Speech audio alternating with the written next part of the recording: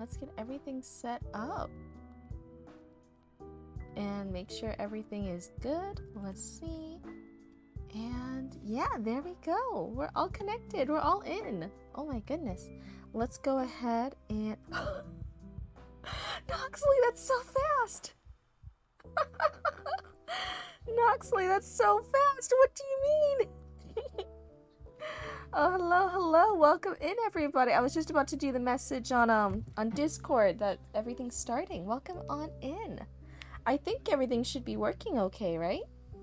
It looks we had some tech issues earlier. We had to update Google Chrome, and we had to hello Alora, hello my moon. We had to update the Google Chrome, and we had to like disconnect Twitch to the second OBS and then reconnect it. And then there was issues with the first OBS. It was a lot, but we did it. We fixed it. I'm so proud of us. We used our little raccoon brains together and we did it. Oh my goodness. How's everyone doing tonight though? How are y'all feeling? See, Roots broke it. You guys, oh my goodness. Hello, so let me go ahead and write stream starting. There we go. Stream starting now. There we go. Okay. It's not very official, huh? Big brain and big brain, that's us fixing it. Hell yeah. We were going back and forth between all three monitors, opening up all the different applications. So on one application, we were Googling how to fix stuff that was on the second screen. So like we would have the first screen open to Google, typing in the problem that's happening on the third screen. Being like, please. 4 a.m. for me once more, and I'm working on some promo post for your book release. Dreamy Allure, I'm so excited for you. I think you said it's less than 2 months, right? Less than 2 months? Do you want to put when you make your promo post, do you want to leave a link? I know Author Relic sometimes mentions their work in the writing stuff, in the writing chat. Would you also like to write down what book you're working on or releasing in the writing chat on Discord? I know here I have on Twitch, not to write any links or stuff or promo advertising on Twitch, but if you want to put a link to your book in Discord, that's fine with me as long as it's in the writing category. I think we're all super excited that everyone here's like doing such amazing things. Reached a 3 stream streak. Oh, thank you for hanging out and listening to me chat for so long. You got 3 hours of sleep last night, but you want to write? We'll see how long you last. Yeah, Nox, they take care of you, like... I know it's the stereotype of a lot of writers, right? We have... And I can't say I break the stereotype either, right? I'm part of the problem that we have, like, a horrific sleep schedule. A lot of creative people and a lot of writers have really bad sleep schedules. But I hope you guys, even if this is like a really fun thing to do, are still taking care of yourselves. Raccoons have really delicate health ecosystems, you guys. Raccoons are tiny. There's only so much bad sleep you can store in your tiny raccoon bodies. You gotta fill it up with good sleep instead. So the model might glitch out. I have something in my eye right now and I'm trying to rub it, so if the eye model is freaking out, that's why. Did you guys see the last stream how I almost died? I was like choking on the burnt pizza that Roots cursed me with. And then every time I ate more and more of the pizza, wow, 5 stream streak! Oh, that's so exciting, thank you! But Roots cursed me with the pizza, right? And every time I ate more and more of the pizza, more and more things went wrong. You're fine, don't tell Mom. Don't tell Mama Cryptid? Okay. So today I was thinking, I'm like, oh, maybe I don't know what to eat for dinner. I just want something easy and quick again. Yeah, I don't really want to put too much effort into cooking stuff. I just want to relax and just eat and just have something that's like, okay. And I was thinking of having pizza again, pizza 2 nights in a row, like whatever. I'm a cryptid, it's fine. We eat trash. And I was like, no, wait, what if Roots what if Roots curses me again with the pizza? What if it's cursed? I can't die on stream 2 nights in a row. And then Roots came out and I was asking them for dinner and they were like, I was gonna recommend pizza, but what if you die from the pizza again? So we were both thinking of it. You need a link to the Discord. The one on your profile apparently doesn't work anymore. I'm so sorry. I thought, yeah, we thought we fixed it. Well, I say I didn't do anything, but Roots mentioned they thought they fixed it. So that is funny that it doesn't work. We'll have to look into that. I'm sorry, guys, if you guys are trying to click on that link and it doesn't work. Like I said, we're just cryptids and raccoons, and this is all put together with duct tape. So sometimes everything doesn't work the best way it should. But, you know, if you let us know, we try to fix it. Whatever you eat, don't let Roots make it. Yeah, that's kind of the point where we're at right now. They were nice the other day, and they made me a thing of ice cream because I had a cat on me, so I didn't want to get up. So they got ice cream for me, and they were like, it's specifically not cursed. I had to specify this is not cursed ice cream. Oh my goodness. I have a new link, but you don't think we updated. Oh, okay. The link in the bio. I'm struggling with writing words so bad right now. It's kind of pitiful. Is it just the scene? Maybe if you take a break on that scene and you try writing words with something else, because sometimes it's just the scene you're writing, you know? And if you focus on a different part of the story, then the words flow a bit better. I know that's kind of like generic advice, but like, hey, it works for a lot of people, and if it works, I'm gonna recommend it. But yeah, I hope you guys are all having a good night. Thank you for waiting since we were a little late tonight, right, with the tech issues. It was about half an hour later than normal. But anyway, let's go ahead and start day 22. Can you guys believe? Can you guys believe that 30 days is almost here? We're over 2/3 of the way through. Over 2/3. Day 22 out of 30. That's insane. You might try skipping this part of the scene. Okay, yeah. Whatever works for you, you know? It's all just rough drafts. It's all just first drafts. Just come back to it when you have the better words for it, you know? You decide, oh, okay, this is for the book. You decide you want a special bonus chapter for the hardcover.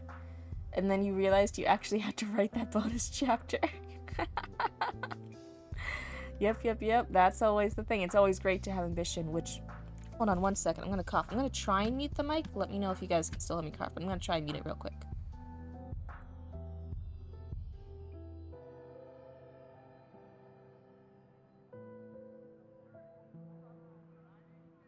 Okay, I'm back. Did you guys hear that cough? Hopefully you didn't. I think I pressed the mute button. I think it worked. Hopefully not. I hate the idea of like making like the bad noises in the mic. I really try not to. No cough? Oh, that's fantastic. That's fantastic. See? We don't always have a working Discord link. But we have figured out how to mute when I cough. Oh my goodness. Just little victories every day. Little victories while we learn this. But yeah, speaking of wanting something and then realizing, oh shit, now I have to do it, right? You can die in peace. Yeah, now if I die on stream, you guys will never know. I'll just randomly go mute, and the model will stare at your souls like that for a while. You guys won't know what happens. But yeah, so I mentioned a couple of streams that when this rough draft script is over, and then December, I'll like finalize it and make it all pretty, right? It'll actually be like an official script. This is just the plotting rough draft stage, right? I want to eventually, after its official script, want to get storyboards of it, right? I thought it would be really cool to try either doing my own storyboards or hiring a storyboard artist to like draw out the storyboards and show that process for you guys on stream. I thought it'd be really interesting to show the next step after it. Hello, oh, 5 stream streak, that's so exciting. But I started looking into it, like, okay, let me look at different websites to try and find storyboard artists, right? And so I looked at like what are different websites for storyboard artists, because now that I want to do this, I have to start looking into it now, so I'm prepared to do it later, right? Some of these websites are absolutely fucking horrific. Oh my god, I was trying LinkedIn, and LinkedIn just wants to like show me other like jobs to apply to as a storyboard artist, and I'm like, no, I'm not a storyboard artist looking for work. I want to pay one of these people. I want to look at profiles of storyboard artists, and I'm just terrible at technology, and maybe I made the account wrong or something, but it was it was being like, you want storyboard artist work? Here you go. Here's different jobs you could apply for. And I'm like, no, I'm not. Please, LinkedIn, I'm not applying for jobs. I'm trying to pay one of these people, please. I was looking, there's like one website that's like specifically for storyboard artists, and I'm like, that sounds promising. Okay, I'll go look at that website, right? Let me go look on it, because I want to pay an artist to work on storyboards. And I went on the website that's apparently specifically an industry standard for storyboard artists to post their portfolios on, and right on the homepage it shows a lot of storyboard art portfolio pieces, right? The little samples. And I hate to say it, a lot of them, I don't know for sure, but they looked like Gen AI, right? They looked like AI generated. They looked like fully fleshed out, but also still like that horrific, like Uncanny Valley ways that really bad AI tends to do. It was like most of them there, and I'm like, this homepage just looks like a lot of Gen AI profiles of storyboards. I don't want to be fooled and get a not actual artist to do these storyboards, so I couldn't do that website. And I just kept looking around different sites, and it ended up, the one that I've had the most promising leads so far, as far as like finding people that I'm relatively sure are people with storyboard portfolios, is just looking around on hashtags on Instagram. People are also saying Tumblr sometimes. I don't know how current that is. I haven't checked Tumblr yet, but like just looking up the hashtag like storyboard artists on Instagram and Tumblr, and I'm like, oh, this is actually working now. I'm actually finding people instead of all these actual like professional sites that were like really hard to navigate and kind of looked like they didn't always have mostly like vetted human people doing it, even if they said they was like, it's a vetted site, only vetted professionals here. And then I'd look through it and I'm like, that is not a person. That is obviously AI. What are you talking about? You think you need to procrastinate with Pinterest for a bit? Probably not a good plan, but you know, also take care of you if you're just too tired. And it's not like insomnia. I know the advice is like, oh, just go to sleep. If you have insomnia, it doesn't work, right? That's the problem with insomnia. So if you're staying up because you have to, you know, just do whatever works right now. Take it easy. But if you don't have insomnia, if you can sleep, you know, hey, take care of you. It's so funny to me how the aesthetic of your promo posts are pink, and then the content warnings are like murder, death, torture, human trafficking. Hello, and welcome to the chat. Welcome to the Cryptid cult. We're very cozy here, but we also talk about writing a lot. So we're very cozy talking about writing topics like murder. But yeah, welcome and hang out, even if it's just to lurk and listen, or if you have any questions or you want to join the Discord, feel free. It's all good here. What are you writing about? I have this passion project that I want to do for November, and I had the idea of a lot of writers feel very anxious and they try to make their first draft as close to the final draft. They're very scared. They try to make all their fancy pretty words and stuff happen. And that's not very efficient, right? You get burnt out. You realize halfway through that you have a plot hole, and you have to go all the way back. So I very firmly believe in really shitty first drafts. Really shitty first drafts. Don't use any of your pretty words. Just get it all out there. Figure out a plot hole midway through. Write a bullet point and go back. So this is all, it doesn't have any pretty words. But I'm writing the script, the plot outline script, for a 3-episode little story I wanted to do. 3 episodes.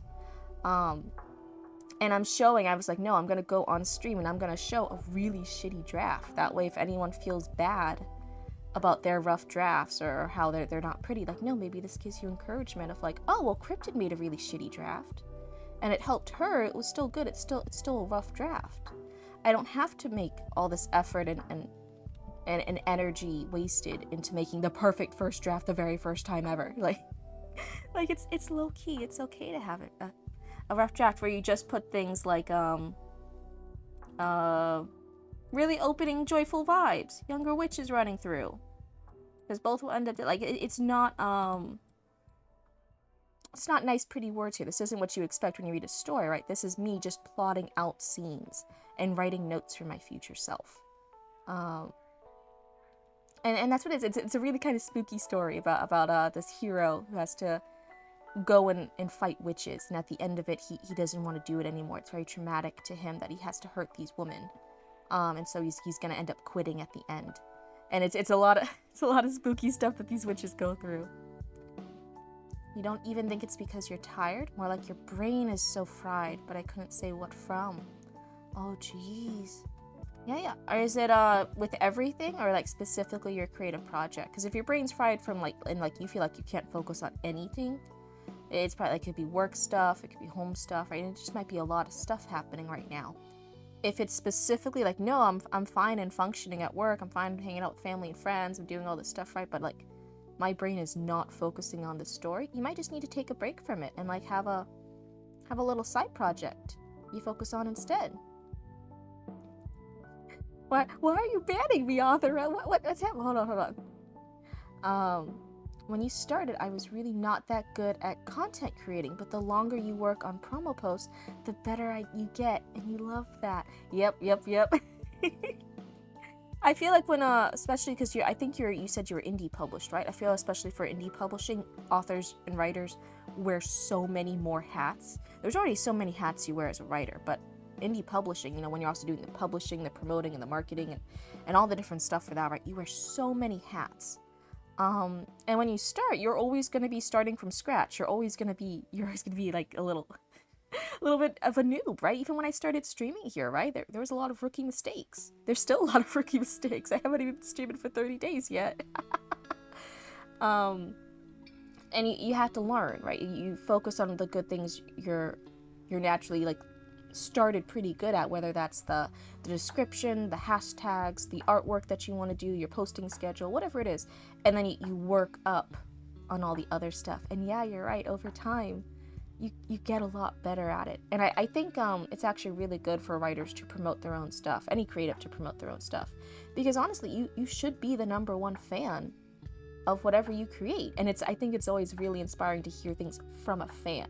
You could see some like marketing campaign from like whatever new ad pushed on YouTube or something, and that will never really sway you, right? Because it's just a generic thing. But hearing from other people in fandom, right, or who are passionate about something, that's what's more likely to sway you. And I feel like you as a creative, you should be so inspired by whatever you're doing. And that's normally what sways people over, right? Just your writing and creativity. What was that? That's so weird. It sounded like one of the crow friends we have, one of the crows. But it's nighttime over here. They're not out yet, but it sounded like one. It's so weird. It's so much work, but you love it, to be honest. Yeah. I mean, the first books when I was 8 were folded papers with a drawn cover and a story about horses, but now, hell yeah. Look how far you've come. That's so exciting. That's amazing. I'm so happy for you, Dreamy Allure. My moon. That's incredible. But yeah, for Noxley, if it's just your writing and creativity side of your brain that's a bit burnt out, you're right, you might need to take that break and just scroll on Pinterest. You might just need to work on a different project for a day or two, right? Like, let those creative muscles flex somewhere else, or kind of like chill for a bit. Skip a scene, do something else, like you're what is that? It's too quiet. I don't think you guys can hear it. I know the mic is sensitive. I don't think it's that sensitive, but it really did sound. It's not like a cat or a wild animal. It sounds like one of the crows. We have crows that we feed outside our house. So they come and they stare at us through the windows when they want peanuts. And we go out and we give them unsalted peanuts. And they just hang out with us, and they'll hop around on our front yard. And we'll feed them the unsalted peanuts. And they're really nice. We love having the crows. We love watching them. That sounded like one though, but it's nighttime. Hi, Shadow. Kind of have a World War II hidden on my bed right now. And I kind of managed to hide it. I have no idea either. What's more insane to you is how your sister texted you earlier saying your book won't succeed in English and it'd be better in German. But 99% of your audience on Instagram only speaks English. No clue why, but your family's not supportive at all. And I keep questioning why they think I can't succeed after years of hard work. Oh no. Wait, why is everyone talking about the curse? Why is everyone talking about the curse? I'm free from the curse from yesterday. I'm free, right? Why is Roots talking about the curse? Nippon, why are you talking about the curse? Oh, the noises. Oh, I thought... I'm like, are you behind me right now? Did you curse more food? Are you gonna kill me? I was freaking out. I'm like, man. Curse the Oni, cure the Oni. I'm not an Oni. I'm a cryptid. It's in the name. You guys are so mean to me. Watch how Authorelic is never gonna be allowed to be a mod. They're gonna be banned. Oh my goodness. But yeah, at the end, I'm really sorry, you know, Dreamy Lore, that they aren't as supportive of you. I don't know if it's they're unsupportive of you or they think they know better, and they might not, right? Sometimes people give you, especially with me and Roots, we started our business, right? The business is Cryptid Roots. We started the business for years now, and one of the things early on is that there will be a lot of people who either well-intentioned or, you know, to be frankly honest, not well-intentioned, will give you advice or tell you how to do things and that you're doing things wrong. And it's really hard because at first, like, you have a lot of anxiety, right? I had a lot of anxiety. I was making a lot of the decisions for me and Roots, and I was really worried about doing the wrong thing for the business because I never wanted to drag Roots down. And it took a while. I'm like, oh, are we doing things wrong? Is this too niche? Is this too particular? Should we do this instead? Should we do that? I don't, what's the pricing like? We had a lot of stuff, and at the end of it all, you can only, frankly, like, pay attention. Like, is this actually advice that aligns with what I want to do, or is this person just kind of saying nonsense, kind of saying shit out of their ass? You know, like, does this actually apply? And a lot of it does not apply. So, you know, one or two things did, right? And then over time, when we were able to, I made those changes. But a lot of it didn't. A lot of it was just whatever thoughts they had in their head. And they did not apply. Like, if you guys see our Etsy shop, you don't have to, but if you ever see, it's a lot of spooky, alternative, and there's some fandom stuff in there, and we're slowly getting away from the fandom stuff over the next year or so. But spooky, alternative, right, kind of alt. Hello, Michael Bolden. It's good to see you again. But we did have that style. We have that little spooky style aesthetic, right? And then even here, I'm a cryptid, right? I'm your local cryptid because I'm on your screen. When you see us at in-person events, right, it's very spooky and witchy and dark foresty vibes that we have on our tables and on our curtains and stuff. That's the vibe. And then there would be people who's like, oh, you guys opened an embroidery shop? You guys do patches and stuff? You guys should make cute little Bible covers. Those sell well. My church would buy Bible covers. And it's like, thanks for the idea, but that's not what we do. Or, oh, you guys should embroider quilts. My niece needs her name embroidered on a quilt. And it'll be like, that's really great, Susan. But we don't doing custom embroidery on quilts. We're this patch and alternative spooky shop. We also do some fandom stuff, right? Like that's the vibe, that's the style. If you want to do like a one-off commission, if you don't know any other embroidery artists, that's fine, and we'll do it for you. But that's not what the business is. Oh, but you can make so much more money if you do this. Why don't you do that? There's so many people out there making money, embroidering quilts, making baby blankets, making Bible book covers, making cute clothes, making aesthetic clothes with like quotes of the Lord. Like, those things sell. Why aren't you doing that? And there's a lot of noise. There's a lot of people going to tell, like, oh, well, if you want to do it, you should diversify more. And we were niching down, right? We were getting this particular brand style. There'll be a lot of people who tell, and important to recognize if that critique is valid or if it does not apply. Your number one rule when you'll read reviews or opinions about your book. Even if your writing isn't perfect, I'll never accept or understand hate comments from people who haven't even tried writing a book. My success will always be greater than a person's hate for something they never achieved. Okay. I'm not sure if this is me personally, right? That's your rule, and if that's your rule, then you stick with it. I'm not gonna about to say this to like try and change your rule. Don't take it that way. This is just me thinking. I'm like, well, like valid critique happens a lot of time from people who aren't in the industry, right? Like a lot of food critics aren't in there like prepping the food with the chef, right? They just know, well, what's good and bad food. And they'll give the critique about that. A lot of readers, right, give reviews on whether or not they like something in a book. You don't know if all those readers like wrote a book, if the only valid critique is from someone else who's a published author, right? That, to me personally, and that's not to change your point of view, to me personally, I'd be like, oh no, but I might change it to like, is this criticism valid? Is this criticism something that I do notice, that when you point it out, I'm like, oh, okay, yeah, that does make sense. It does seem targeted. It does seem to want me to go further with this idea, with this vision I had, or is this just a hater? Is this just a troll? Is this somebody with a different vision that doesn't align with what I want to do? You know what I mean? I'll be honest, I don't want my Christianity mixed with spooky stuff. And a lot of people don't, right? Like, can you imagine if I was over there and like some of our stuff like has curse words on it, right? There's I don't think we have it as much on Etsy. In person, there's a lot more curse words because sometimes you had to censor stuff on Etsy. They want to censor it. But you know, we have, like, full disclosure, some of our patches say monster fucker on it. Some of our patches say fuck. Some of our patches say like a lot of stuff. Shut up. Please, what? And can you imagine like the person who would want the sweet little pink sweater that has like a quote from the Lord on it or something like it, coming to our shop, seeing our degenerate spooky witchy stuff with our spooky witchy things, and me and like my hag outfit, right? Like I dress like a hag. I dress like somebody you don't want at your church.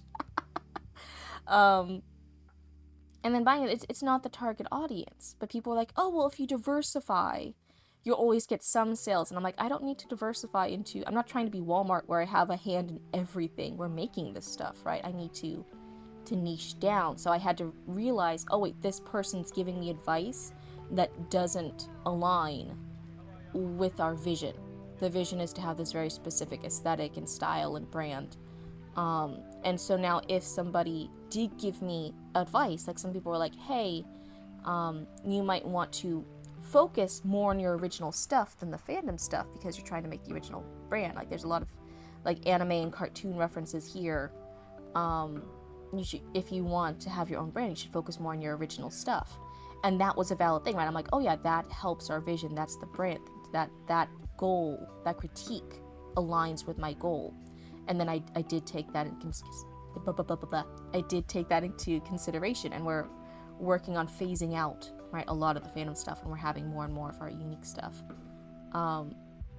So it's realizing that you have to like kind of step back a bit and realize, is this actually warranted? Is this valuable advice that will help me with my goal, or is this just is this someone just trying to change it and not understanding what's happening?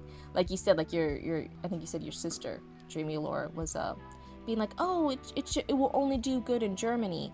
But you know your target audience on Instagram. A lot of people who are going to follow you on Instagram will buy the book, right? You know most of them are from English speaking areas. They won't read a book in German. They'll read a book in English, and you understand that. You get that? I mean, if people want to give me valid feedback, I'll listen and try to get better. But rude hate comments are something I'll never understand. Yeah. I hate the random hate comments. It's like, just stay in your lane. It doesn't matter. Why are you taking a time out of the day for this? This is crazy. Not you, I'm talking about the hate commenters. I hope that was clear. Your Christian stuff looks dark. It isn't thought to be fair. Your profile picture even looks like a pentagram, but it's an image to honor Archangel Michael. Yeah. There are some very particular people who have the spooky Christian aesthetic, right? That is one, especially like Southern Gothic does that. That just happens to not be our aesthetic. We don't have a lot of religious stuff in our shop. We just have things like local werewolf or teenage werewolf. That's one of the patches. We have like shirts that say warning, do not approach. Like we just have generic things. We try to not have too much religious stuff in it at all. It's just generic spooky things, and then like the spooky fandom stuff, right? You got 19,000 on Instagram. Like, you think I'll miss out on that, on the chance of people buying my book? 19,000 on Instagram? That's crazy. That's crazy in a good way. That's fantastic to have that much of. A lot of writers do not have that built-in audience. You know, they're normally doing it from scratch, and they'll work up to have like 100 or 200 on Instagram. So the fact you're in the tens of thousands is fantastic. What a great head start on it. And yeah, I would back you up on this. If you have that target audience and you realize most of them are English speaking, and that's the type of audience that would buy your book, you should market for that more. You have that audience. Please use it. Your target audience are people who are weird in the same ways I am. Yeah, you try to create stuff that you would like. Yeah. And that's a big advice for whatever you do, not just writing, but, you know, crafting, making a business, doing promotional materials, showing yourself on stream. It's showing like, man, I like this stuff. I'm gonna make the content I would have wanted to see, and in a way that I would have liked to do it, or in a way that feels natural to me. And then you'll hopefully over time attract the right people.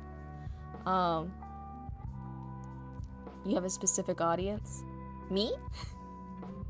Me or Jimmy or Laura? Because I do have a specific audience. It's people who apparently like listening to a blue girl who with a lot of tech issues on their screen chatter for hours about writing without getting much writing done. 30 minutes in the stream, no writing, ban. It's only the first 30. Yeah, Cryptid reads, you have a specific audience. Your specific audience is raccoons. You know, I'm so happy and joyful that has been created. You know, I feel like because when I did start this, I was worried because Roots isn't doing the live stream, right? But they're this little raccoon figure in the business. And I meant, man, I don't really want to make it all about me. I still want the raccoons incorporated, even though it's cryptids and stuff, even though it's me talking to you guys. And I'm so happy that people have like embraced that, like, you guys are my raccoons. It's this little raccoon army. We have raccoon emojis. Eventually the chat will be like a little trash can with a raccoon on top. That's Roots, you know, like, I'll say I'm a furry. Oh my god. I mean, hey, you said it.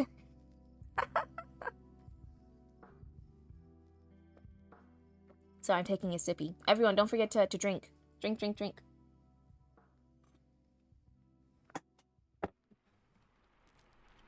And hey, author relic, I did technically write. I wrote day 22 on stream. You could see it right there. I wrote that. I wrote the word day and the numbers 22. Okay, I did right. Your brother is on a call with friends howling like a wolf? Are they a furry? Are they a teenage werewolf?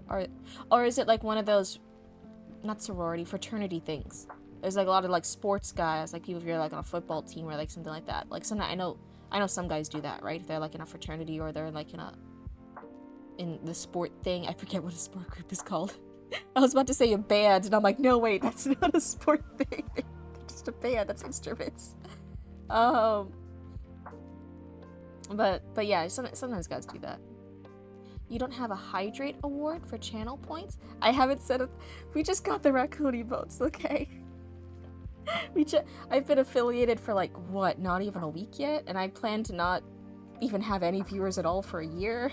And we're affiliated. We're almost up to 50 followers. We just got the emotes up a stream or two a night. Oh fuck yeah, I was gonna say, I said yesterday, today might be story time, right?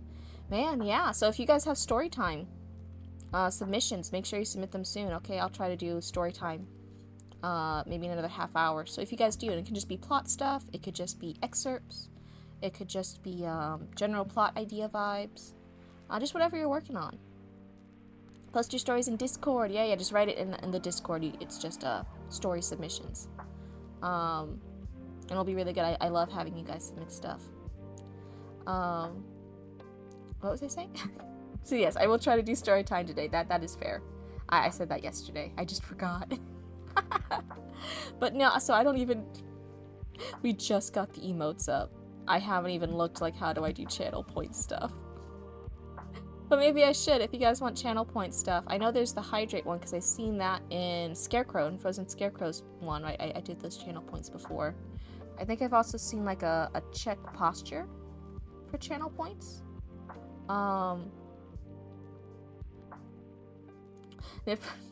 Yeah, we realized that. Someone mentioned it earlier in stream that one's not gone. So Roots or Knitbone, we'll post a link in chat. It's right there now.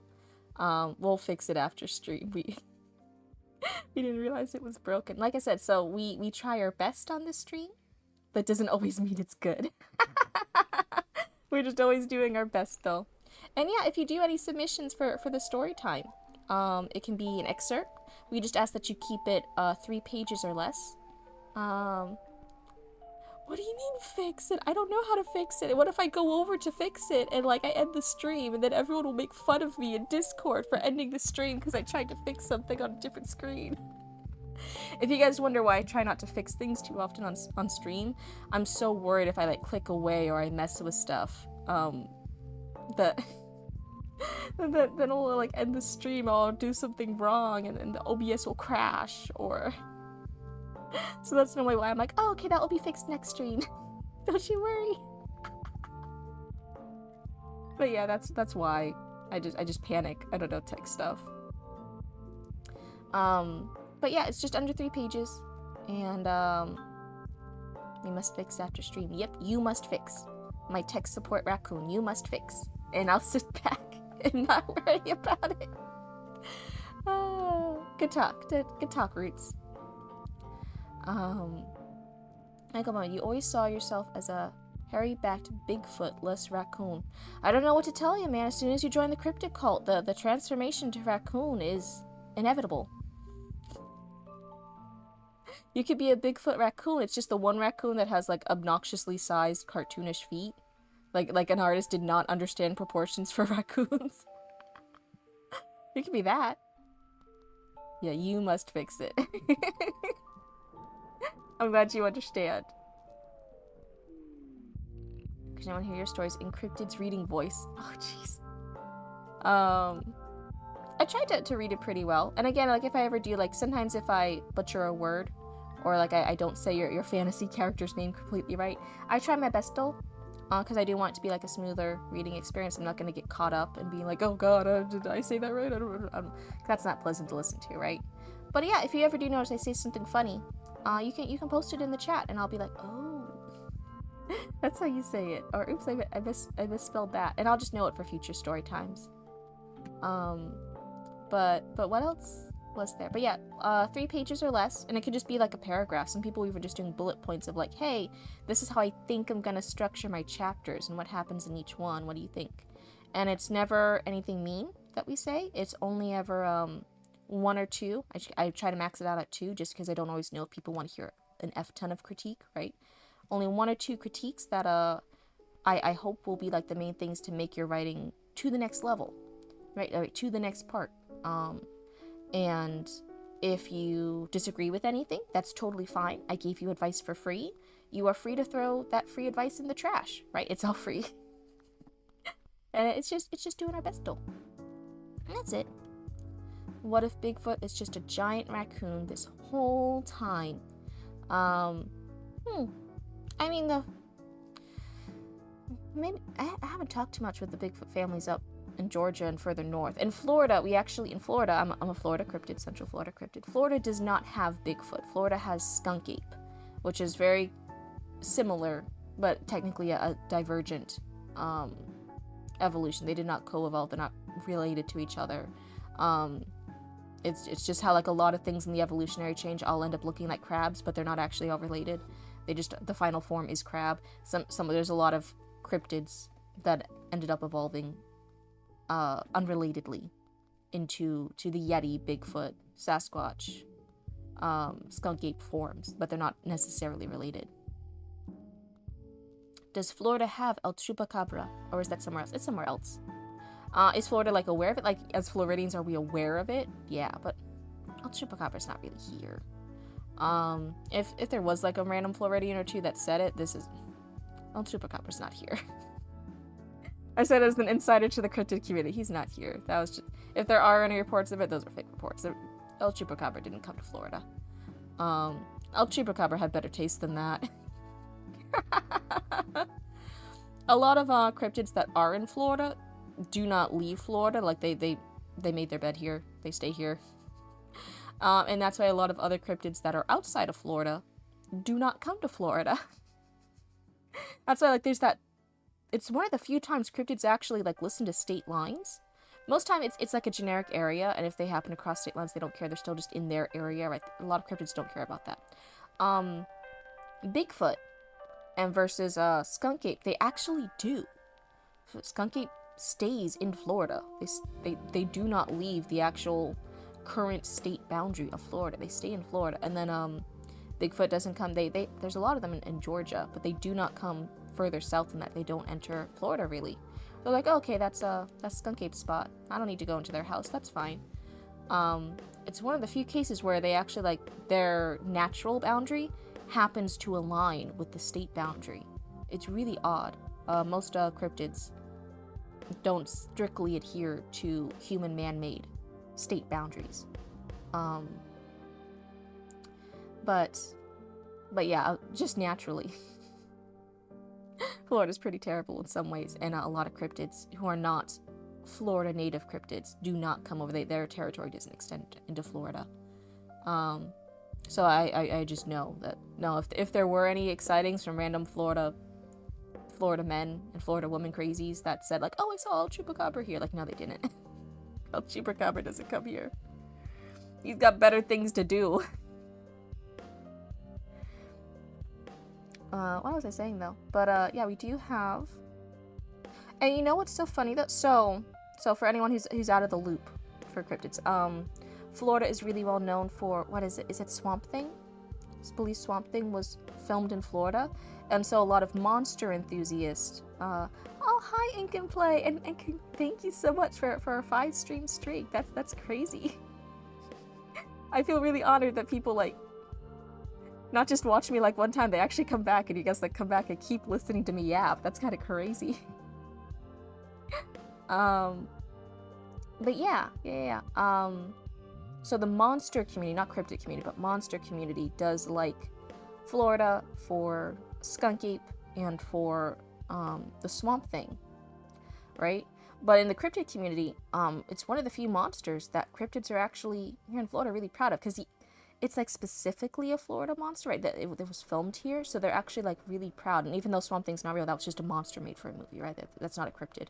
The cryptids here actually really like. It's one of their favorite things. They just like him because he's also from Florida. He was filmed here in Florida, and they really like it. And it's like also swamp related. And there's a big culture here of Florida cryptids liking swamp things. And so surprisingly, as far as the monster community and cryptid community overlapping, the Florida cryptids really like Swamp Thing. They just think it's really neat that we have a swamp-related Florida monster. They think he's a neat concept, even though they know he doesn't exist, right? He's just a monster made for film and stuff. They just think he's neat. It's really fun. You're really entertaining, to be honest. I'm glad you all think so. Man, if only real life cryptids past dates, if only real life cryptids past dating experiences also thought I was entertaining. We have mud mermaids. Ooh. Why is that?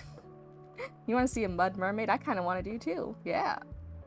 Why was I over here like that's like, you know, there's the trend of like people liking hot girls, and now like there's the trend online of liking more feral girls, right? Like liking them a little scuffed up.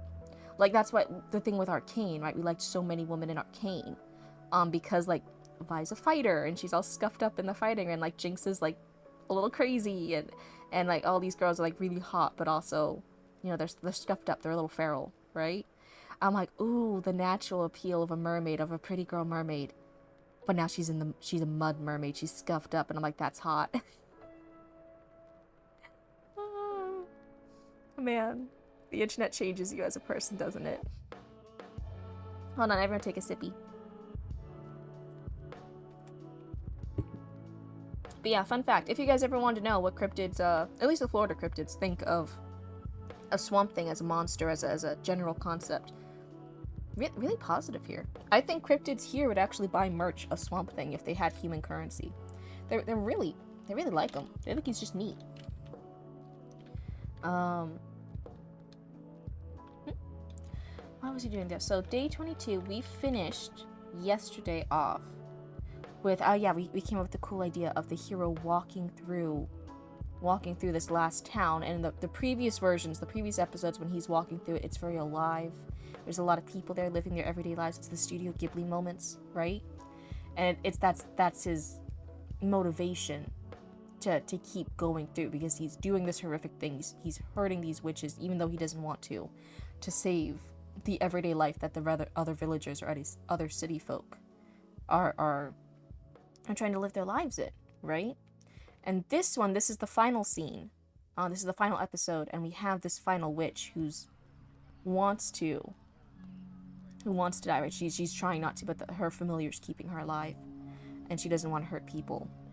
And this is going to be the final bit that's going to drive our hero to quit, right? He can't do it anymore. He's going to lose this motivation. It's going to be too hard on him psychologically. It's weighed too much on him. And I think this is a good thing. Instead, we came up with the idea that, you know, this final scene when he's walking through the town, it's the opposite of that, right? He's going through a ghost town. He's seeing the corpses that the familiar's been puppeteering, just in all these different stages, and it's horrific, and it's the inverse of those really comfy, homey vibes we had in the other episodes of him walking through towns. This should be devastating to him, of going through a town that he wanted to save, and everyone's already dead and been dead, and the familiars left them in all these weird angled shots, like because the familiars puppeteering these corpses, right? So they're still left leaning against windows. They're still left tending stalls in markets. They're still left like they were doing laundry and stuff. They're left there playing when they're like the corpses are done playing, like left on the sidewalk, like they just fell down. And that's the horror that this little girl witch has been living with for the past maybe year or so. I think that's what I generally had her at. There's snow outside, and it makes you so happy. Oh wow! And you're working on all your Christmas romance stuff and your adult Christmas romance book. Yeah. Man, what a perfect vibe. What a perfect setting. Even if you're doing it at unusual hours. Oh my goodness. But yeah, I'm really excited for you. That's so great. What a good writing time for you. Even if you're just working like the more promo stuff. Make it a Krampus romance. Oh my god. Oh, I don't know how much you guys care about the business stuff. I'm just gonna say it anyway. We have the sample, the blanks of these like spooky Santa hats. So like they're not like this generic like red and white. They're like the black and gray, or like a dark burgundy red and gray for hats. Like, but they're still like the Santa hat cut. And yeah, I'm really excited. We haven't posted them online yet. I still have to embroider them, but we're gonna do the Krampus hats. They're not like Merry Christmas hats. They're gonna be naughty hats, and they're gonna be Merry Krampus hats. And we're gonna post those on the Etsy shop soon. And I'm like, oh my god. I'm so excited when those will be done. I'll probably only have like a handful of them, because they are like holiday specific, and I don't want to keep the stock year round. So I'll probably just have like 1 or 2 of each design, but I'm so excited to get those done soon. I loved doing them last year, and they sold out at a market. I'm really excited to have them this year. I've been waiting all year to do them again. But yeah, Jamie and Laura, that's gonna be your book next year, right? We're gonna have a steamy Krampus romance.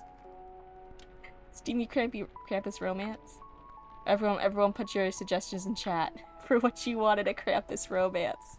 Is it with what are we all feeling? Do we want a generic everyday like a Hallmark movie girl who falls in love with Krampus and lets Krampus see the spirit of Christmas? Or are we going full degenerate Santa Claus x Krampus AU? Let me know what you guys want. I want to see if we can convince Alora to do it. I'm personally, just for the shits and giggles, I kind of want... You want Scrooge?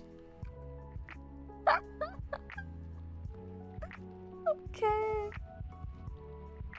Americans know about Krampus? I'm surprised. Yeah, we know it as like a... So here's the thing. Hold on. I had to make my model bigger to know that... So you know I'm serious. So here's the thing. Here's the thing.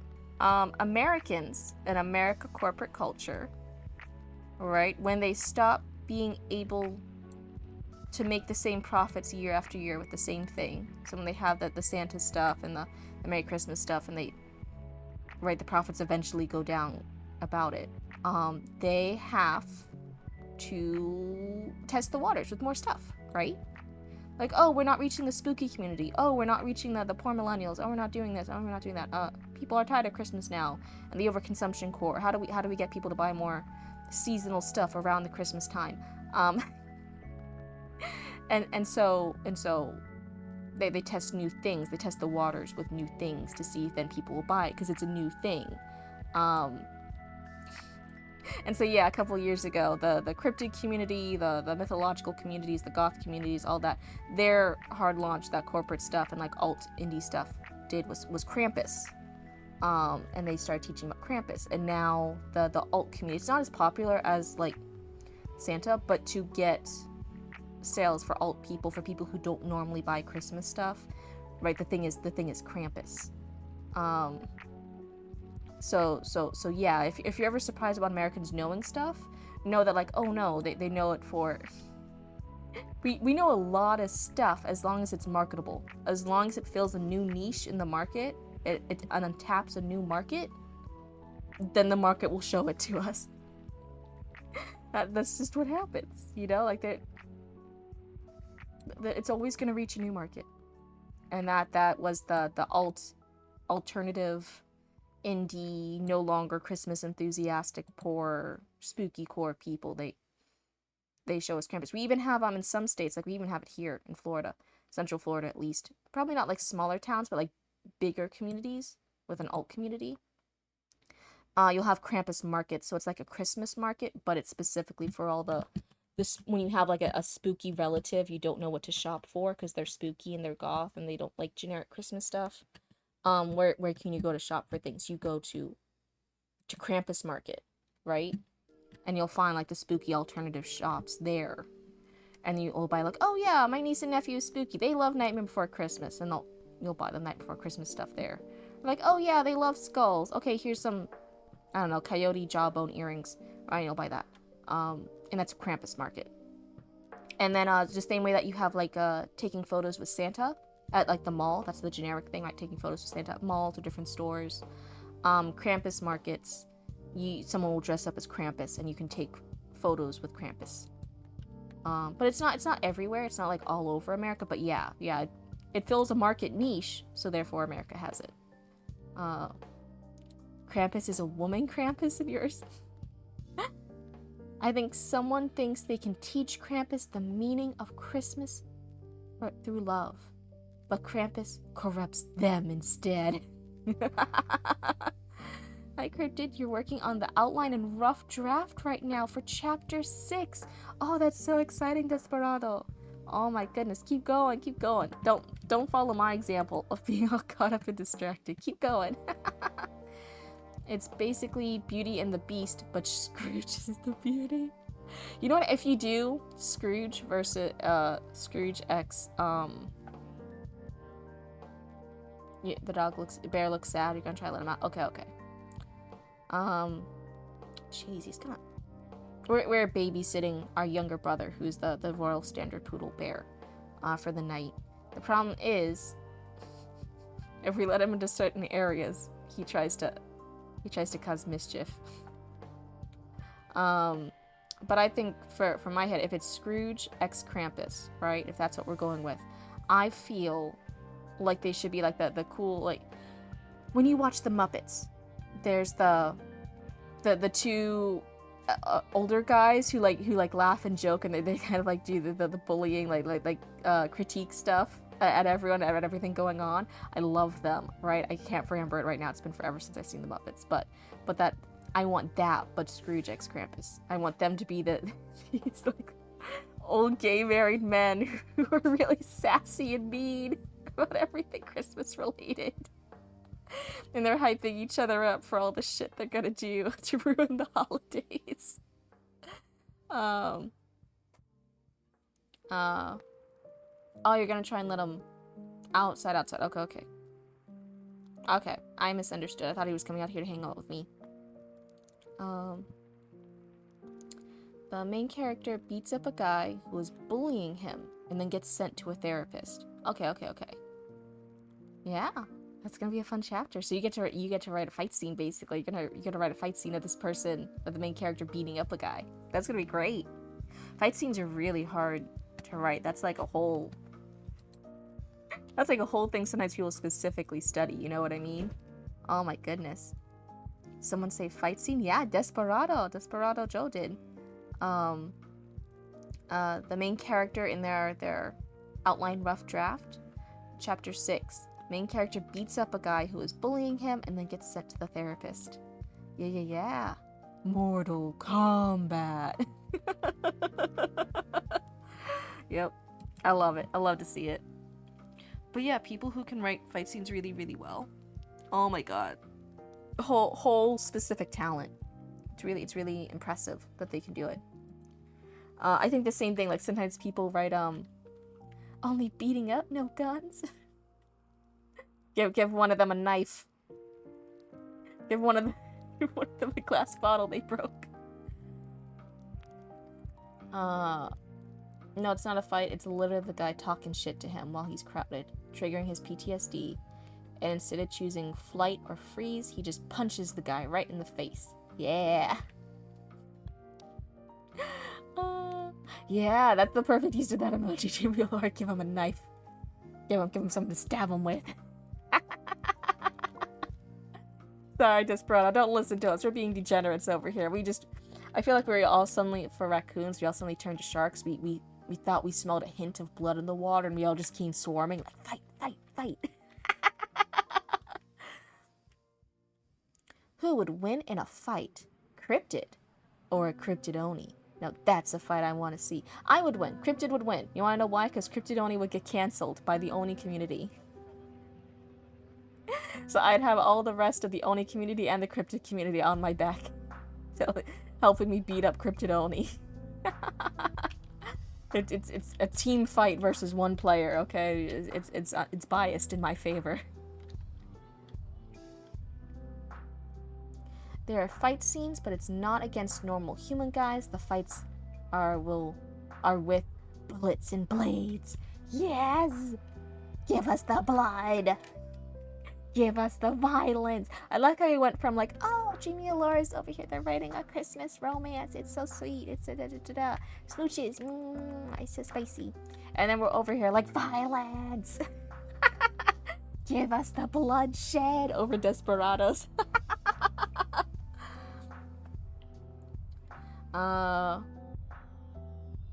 Girl bullies guy.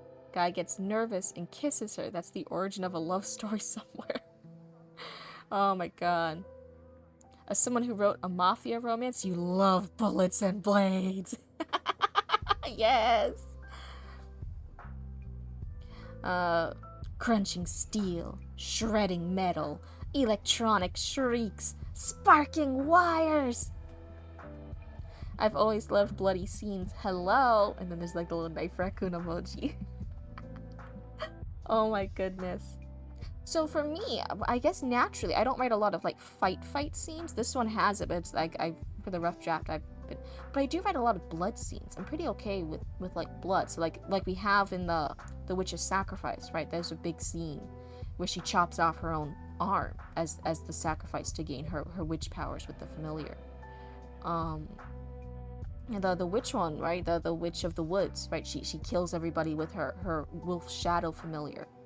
And there will be all of the dead bodies around, right? And in the clearing, and the hero's gonna have to fight her. Even this one, like, there's all these horrific corpses everywhere. It's not blood because they're decomposed, they're decaying, right? They've rotted away. But I'm pretty okay with stuff like that. But for the amount of blood I normally write in my works, there's surprisingly little fight scenes. Isn't that so funny? I just realized that. We all learned something together today. The fights in your story are between androids, so there will be robot gore. Have you guys seen, was it Dropout? Was it College Humor? It was something, it was like one of those types of channels. But they had like this thing where like, say something now that 1,000 years from now will be really problematic during when the robot overlords are in charge. That will get you cancelled after the robot uprising. And they were like making up like horrific words to use against like robotic android people.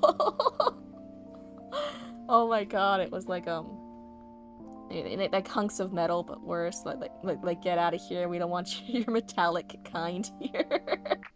It was so bad. I instantly thought of that as soon as you said fights between androids. You think the Oni community would accept the Cryptid Oni very nicely? No, they wouldn't. Author Relic, you gotta stop bringing me into this fight. I don't want to be part of this fight, please. I'm still a baby Cryptid. I haven't even been streaming 30 days. You're gonna get me canceled by the Onis. That's a whole other different community. Like, no! What was that? Oh my god. Yeah, speedrun. That would be how it ends, right? We speedran this, like we got, I expected to spend a year or two and only get 1 or 2 viewers occasionally. And instead we're already affiliate, and we're already almost at 50 followers and all this other different stuff. Like, it's grown really fast. So thank you guys for hanging out with me. And we have the Discord and everything. It's really becoming like a community, and I really appreciate that. But so we joke like, oh, it's like speedrunning. So Roots is in the background being like, yeah, you speedrun straight to a canceled streamer career. Starts up really fast, burns really fast too. Baby Cryptid has no legs, so yes, it is true. A baby Cryptid, yeah. Hold on, you guys want to see it? Boop, boop, boop. Yeah, see that. I did something fucked up. There's something I had to fix for it. I don't care enough. What? No, it doesn't matter too much. They don't need to see my legs. You degenerates. You guys don't need to see. You guys don't need to see my Cryptid feet yet.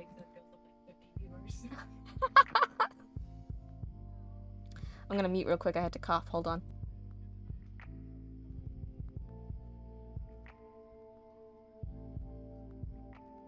Okay, I'm back. The only one who could hear my dying coughs is Roots. Poor Roots.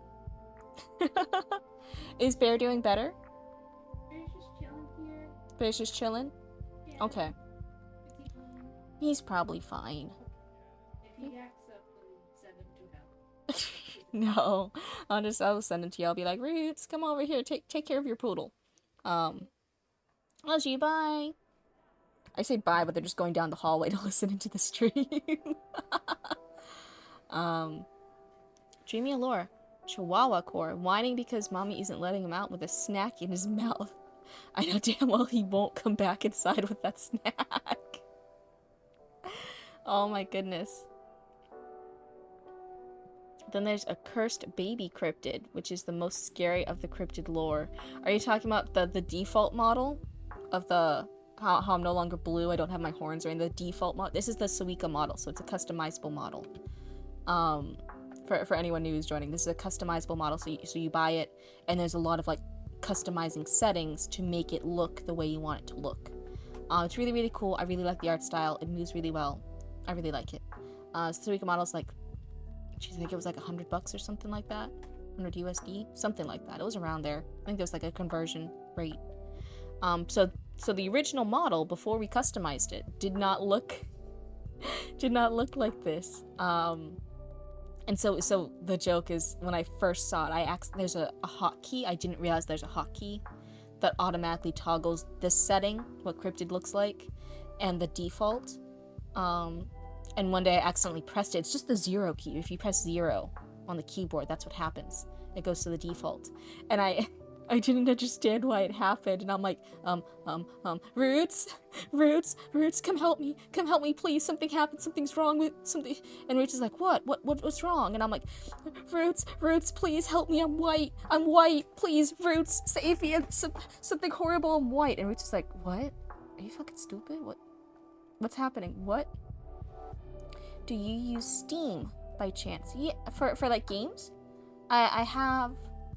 I have some of the games on Steam. That's how I had the tiny bookshop when I was streaming that. That's the Steam, right? That's like the place, and you buy some games for your computer. That's Steam. Then yes, I do.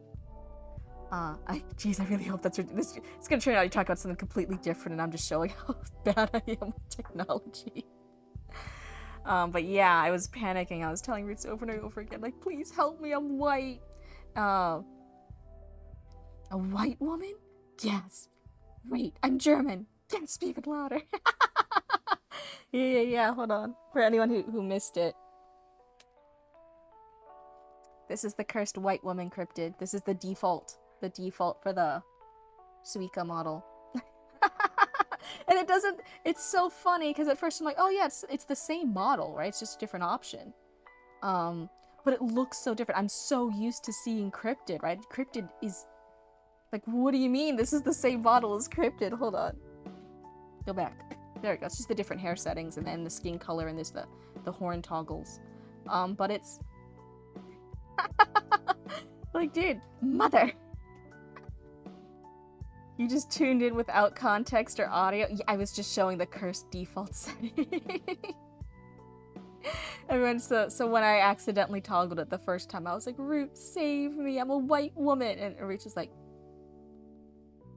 what the fuck are you talking about, Cryptid? And I'm like, just get over here and save me, I'm a white woman. And they figured out it's a toggle between the default without any alterations, and then this is the model with our changes to it, right? But yeah, it looks so different. I never realized like how much of just like this is the Cryptid you all know and love until we get like an actual custom model, right? And I have my deer antlers. I miss my deer antlers so much. But until then, like, yeah, it is such a difference. Like, this is the Cryptid you guys all know and love. It's crazy how, like, yeah, like, you what do you mean that's the same person? That is not. That's cursed. But anyway, let's try and get some work done today, right?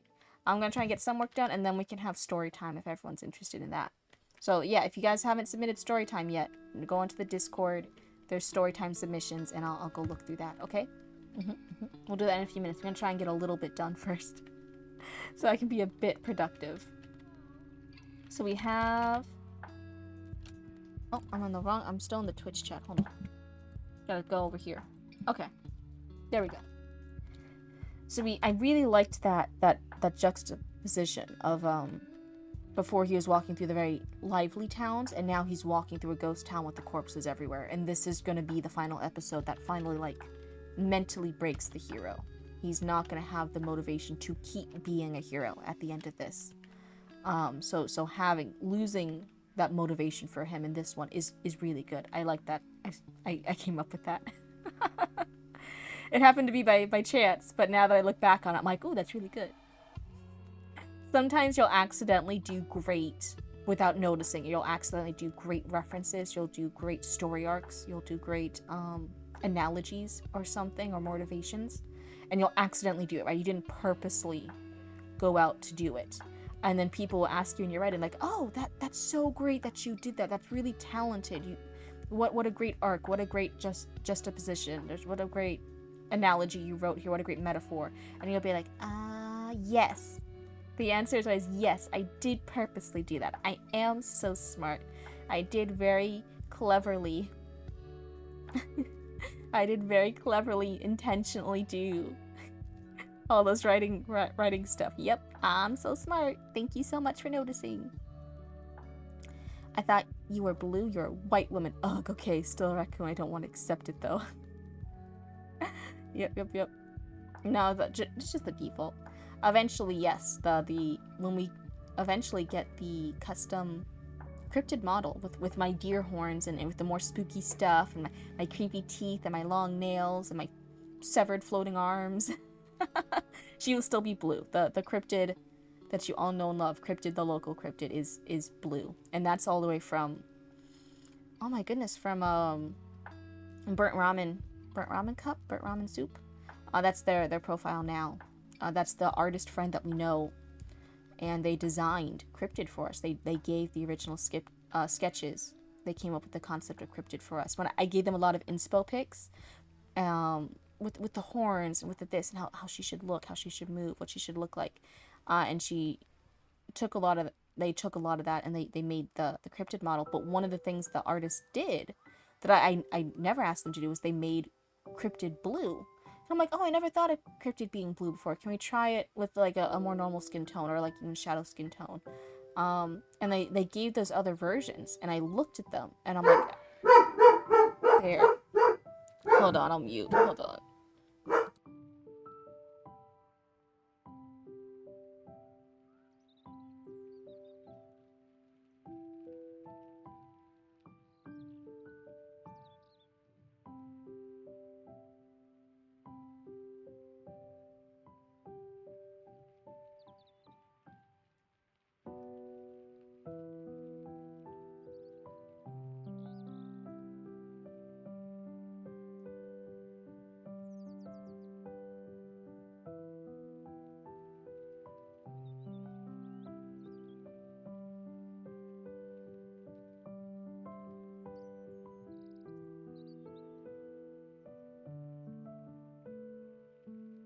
Coming back.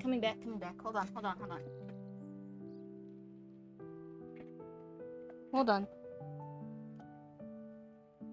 Okay. Is everyone behaving while I was gone? Is everyone good? Was everyone good, raccoons? What was I saying? But yeah, then I looked back and I'm like, actually, your original idea of Cryptid being blue just looks right. It fits. I don't know why. I just love it. Cryptid's supposed to be blue. You captured it perfectly. And ever since then, the PNG tuber, the artwork, and now even this customizable model, she's always been blue. Just because of the random thing that our artist friend did. No, Cryptid's supposed to be blue. Doggo. Yeah, I don't even know what he was barking about. He was just barking. You're she Wendigo, so Shigo. Actually, no, the original idea was like, yeah, we have the deer skull for our logo, so like maybe we could do something Wendigo inspired. But that is like more Native American folklore leaning, and I didn't want to like appropriate that too much. So instead it's kind of inspired. The idea is she's just a cryptid. Cryptid is all just a cryptid, right? She's not. But if you guys want to know, the secret, hold on. You guys want to know the lore. So she is like a cryptid. She's not a specific cryptid, and she's gonna dress up as different cryptids every year, hopefully. I'd love that if we can afford it, but I really have the goal she dresses up as different cryptids. But the main goal is actually the not deer, the Appalachian not deer stories. That way we could avoid stepping on any toes by claiming stuff with the Native American folklore of Wendigos. And we just do the not deer instead. And that made me feel a lot more comfortable with it. So yeah, technically, if you do Wendigo references, it's not based off of Wendigo, it's based on the not deer. And she's just spooky and she's a cryptid. She's not based on any particular cryptid besides that. What is it? Staring into my soul right now is real. Yeah, I say whenever I leave, whenever I like go and cough and stuff, she like does the. She's like really spooky, right? Intruder, shoot them in the face. No, he was just barking at stuff. You've recently been listening to an artist called Snowsen. I hope I said that right. They make very abstract, atmospheric music. Makes for good writing music. That's good. I always have to Maybe this is bad. I actually can't listen to music for too long because I want to listen to like music I like. A lot of music I like has lyrics and stuff. The problem with it is then I imagine music videos. I always listen to music videos with I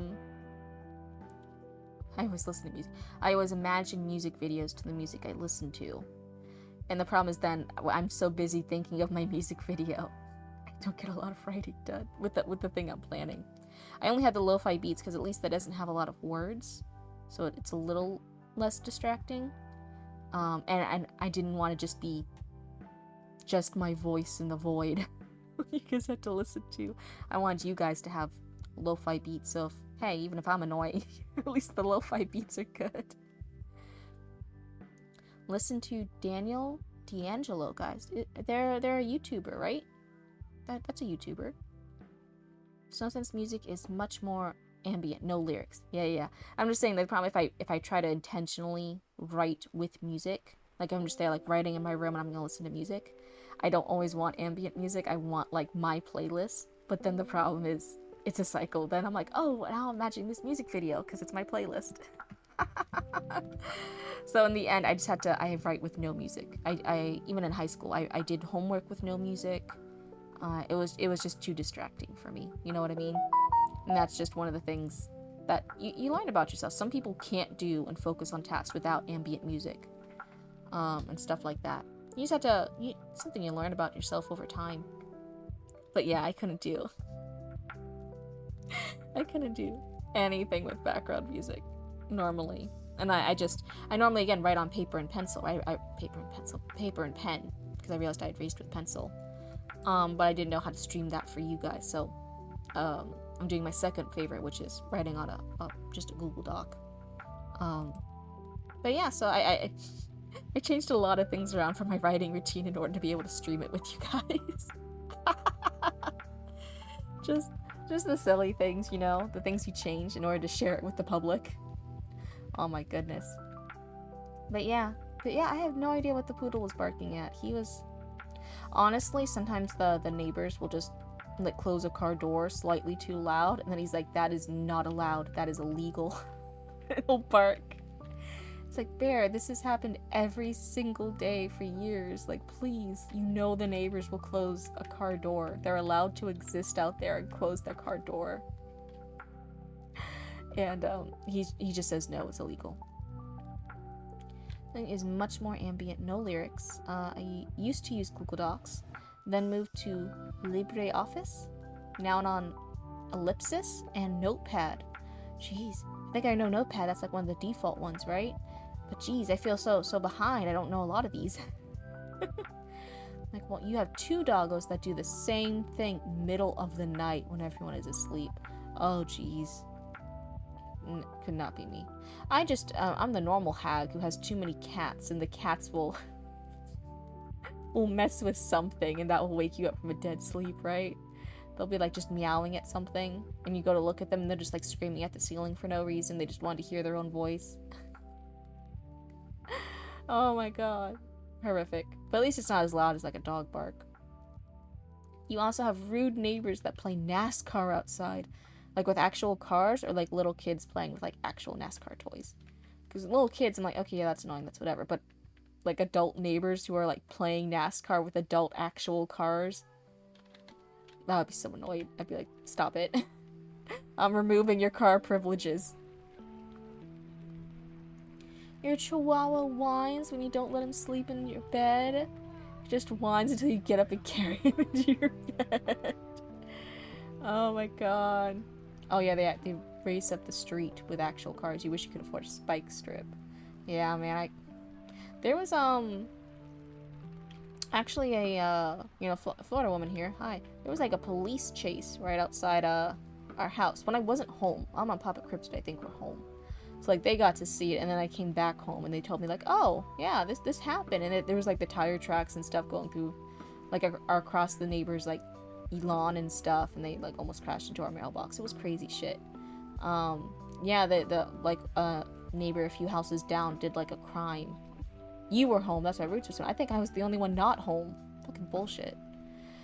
Yeah, one of the neighbors down just a few houses down, like within line of sight of our house did like a crime. Wasn't like a horrific crime, but like, yeah, still crime. They got fucking caught. So the police were in the generic cars. I think everyone was out? No, I remember Papa Cryptid talking about it. But yeah, so the cops staked out the house, and then when they tried to make a run for it, and they just, like, sped down the street. Got these tire marks across all the other neighbors' like lawns and stuff. And they did not escape. I don't even think they got far. I don't even think they made it out of the neighborhood. And then they, you know, have the extra charges of like the shit they did during that car chase scene. That short, probably not even 5 minutes car chase scene. Oh, they killed guaranteed, so they stopped chasing them. It's a long story, but they aren't going to get arrested. Oh, jeez. That's crazy, neighbors.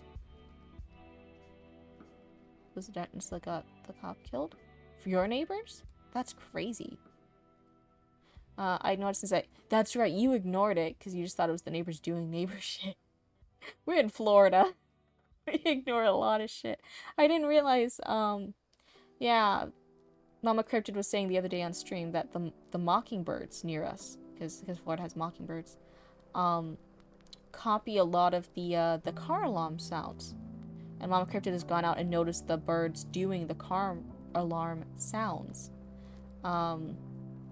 And I'm like, oh wait, that's the birds? And Mama Cryptid's like, yeah, that's why we hear it so often. And I'm like, oh, I thought our neighbors were just shit.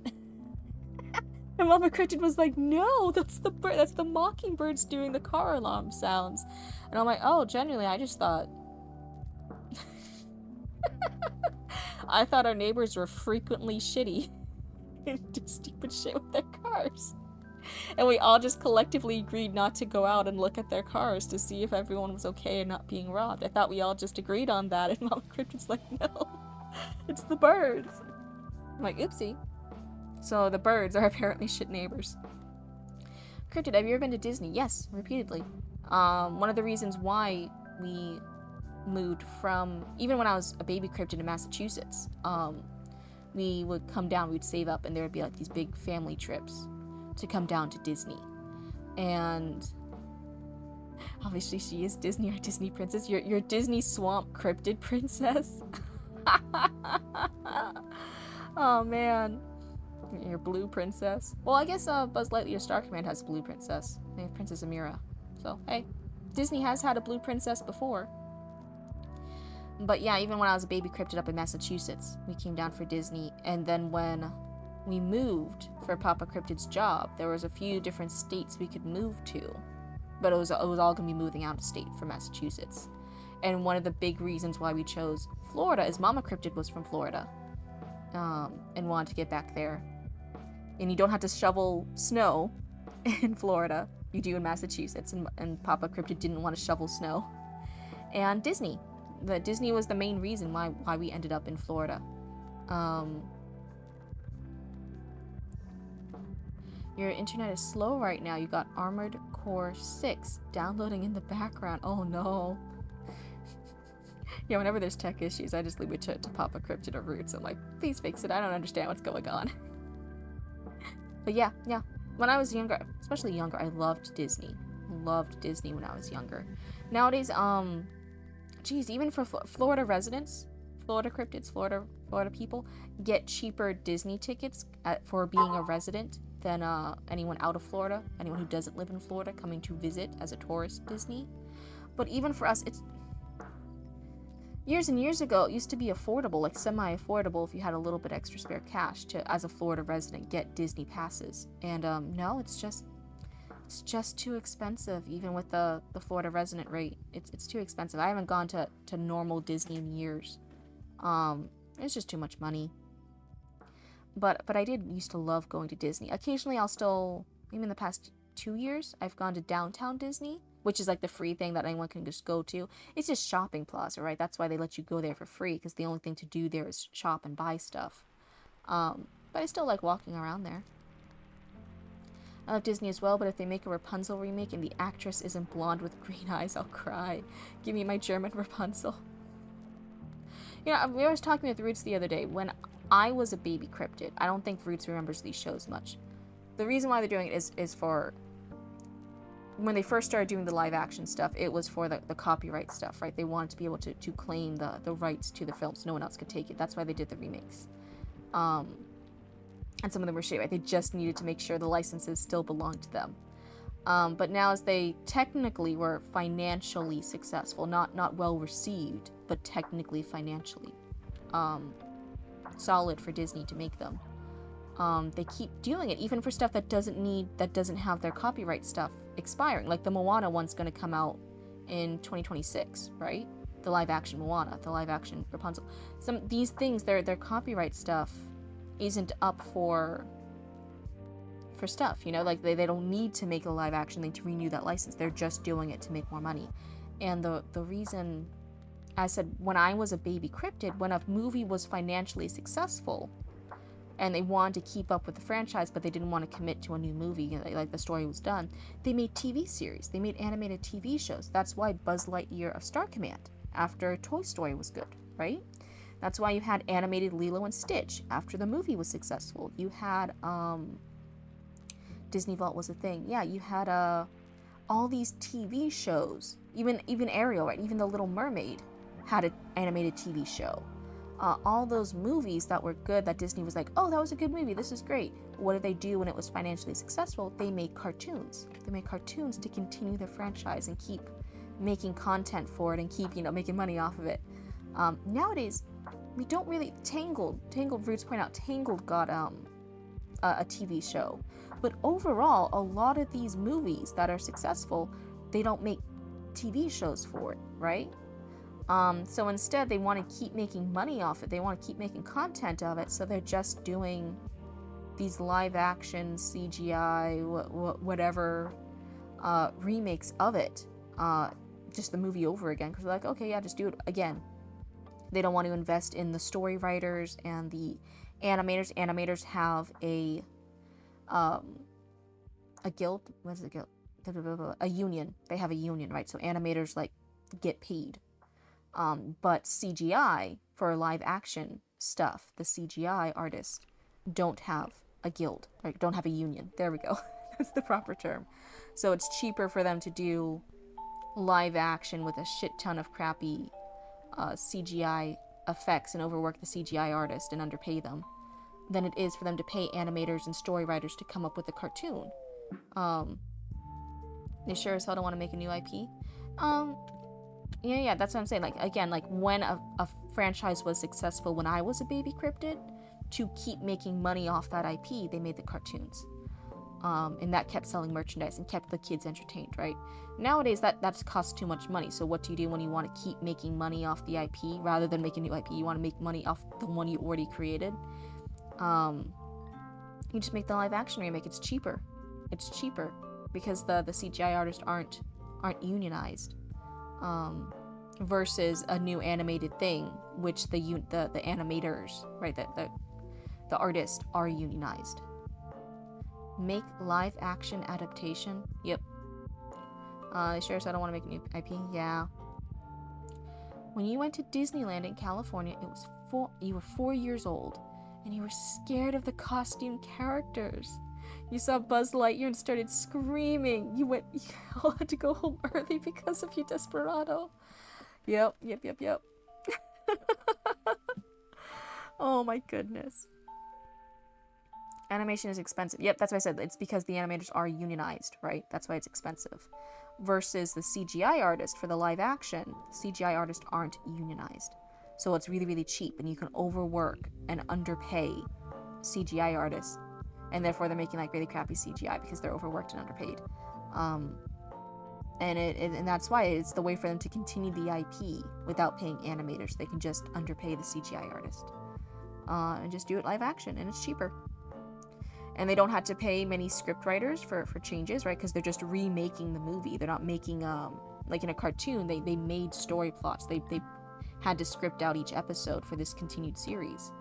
But for just a live action one, it's okay, just do the same thing again. Or you'll pay someone, thing, and they'll just make modest tweaks in order to save on the budget. But it's not a huge rewrite. It's not scripting from scratch. Watch them use AI. Yeah, there's rumors, or I think is it official news or is it still rumors that Disney's going to on Disney Plus be releasing AI generated shorts of their content.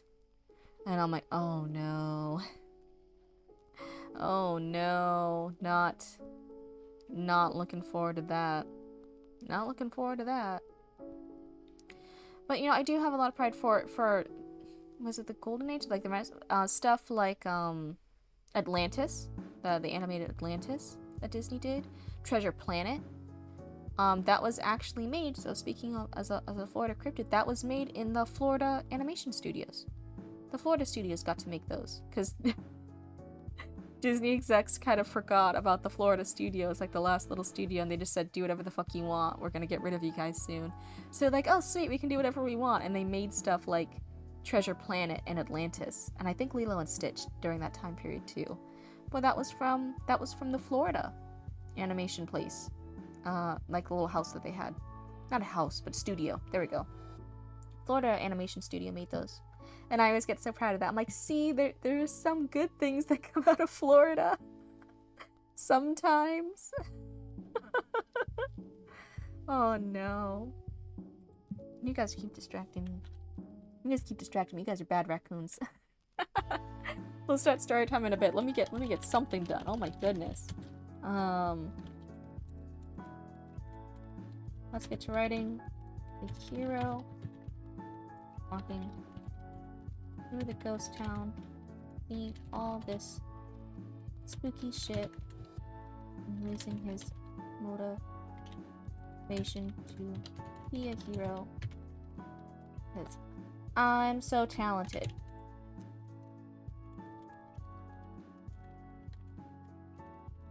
And after arcs and motivation.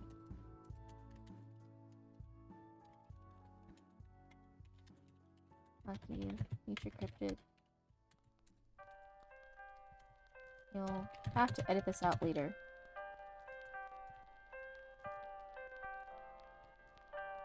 There we go. I got some weird stuff. Does that count? Oh no. So yeah, when I say that, like, I show really shitty drafts. Like, I show the whole process. I don't fix anything for you guys. This is what I mean. I do write notes to future me. Something's past me when I'm editing, I'll be like, past Cryptid left me with bullshit. Past Cryptid didn't write any of the official dialogue. They just said what needed to be done. F you, past Cryptid. You left me all this work. Oh my goodness, I absolutely do. But hey, I do believe in shitty first drafts. It just helps you get everything done. It helps you figure out stuff. The girl you were obsessed with in school came from Florida and would walk and talk to me. Literally, ladies, all you had to do is talk to us about things we are interested in. I blame the hormones. Yeah, that was the problem with high school cryptid. Fucking just walking by guys and talking with them, and suddenly they'd be like, you're my soulmate. I'll pursue you for life. And I'll be like, dude, I just said hi to you. I thought maybe we could be friends or just at least like acquaintances. I just was being polite. What do you mean? Oh my goodness. Yeah, it's crazy. I've noticed that, like I said, I mentioned I was for a while there during the past 5 years. I've been single, but like in the past year or so, I tried doing the dating apps, and I tried talking with some people, and that kind of like, I'm not like saying this to you specifically, Michael Bold. I'm just saying this like as large, just reminds me of this about like saying like, oh, all girls have to do is talk to guys about stuff they're interested in. And I'm like, yeah, I've realized that with a lot of dates or conversations that like, as the girl there, when I was dating the guys, we were always talking about stuff they were interested in, and if I did say something interesting about me, then it would eventually wind up mostly back to talking about them, or they wouldn't like talk at all. But the ones who did talk, they mostly just talk about themselves a lot, and as long as I'm like keeping the conversation going about them,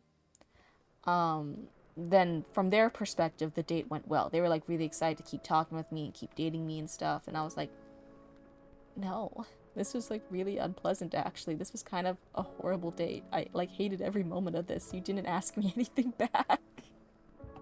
And that's a lot of things that like girls like have issues with, right? Like the guys only talking about themselves, and as long as the girl listens, they think it was a wonderful date. They're like, we had a great conversation, and then like the girls are like, that wasn't a conversation. I just said uh-huh and wow, and that's so cool.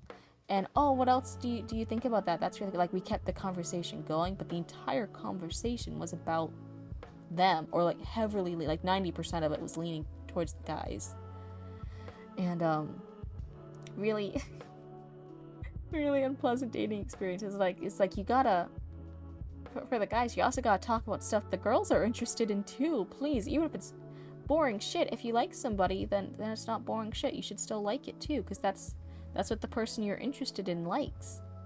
But a lot of guys sometimes do not listen or care about what the.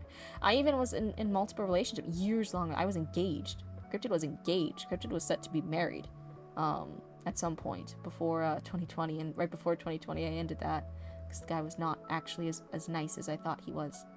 And yeah, a lot of those relationships, I thought they were nice, or at least they were nice to me. And I liked them, and I'd be passionate, interested in the things they liked because I liked them. And then they would turn around, and the only thing they liked about me was the fact that I was hot, I was attracted to them, and that I was nice to them, and I would listen to whatever they talked about, or pay attention to whatever they were interested in, and they wouldn't actually care about anything I was interested in or any of my interest or hearing what I had to say. I was just really good at being nice to them, and they actually weren't very good at being nice to me back or caring about what I thought back. And I have a lot of the relationships I was in with men were like that, and I was like, oh. Oh, whoopsie.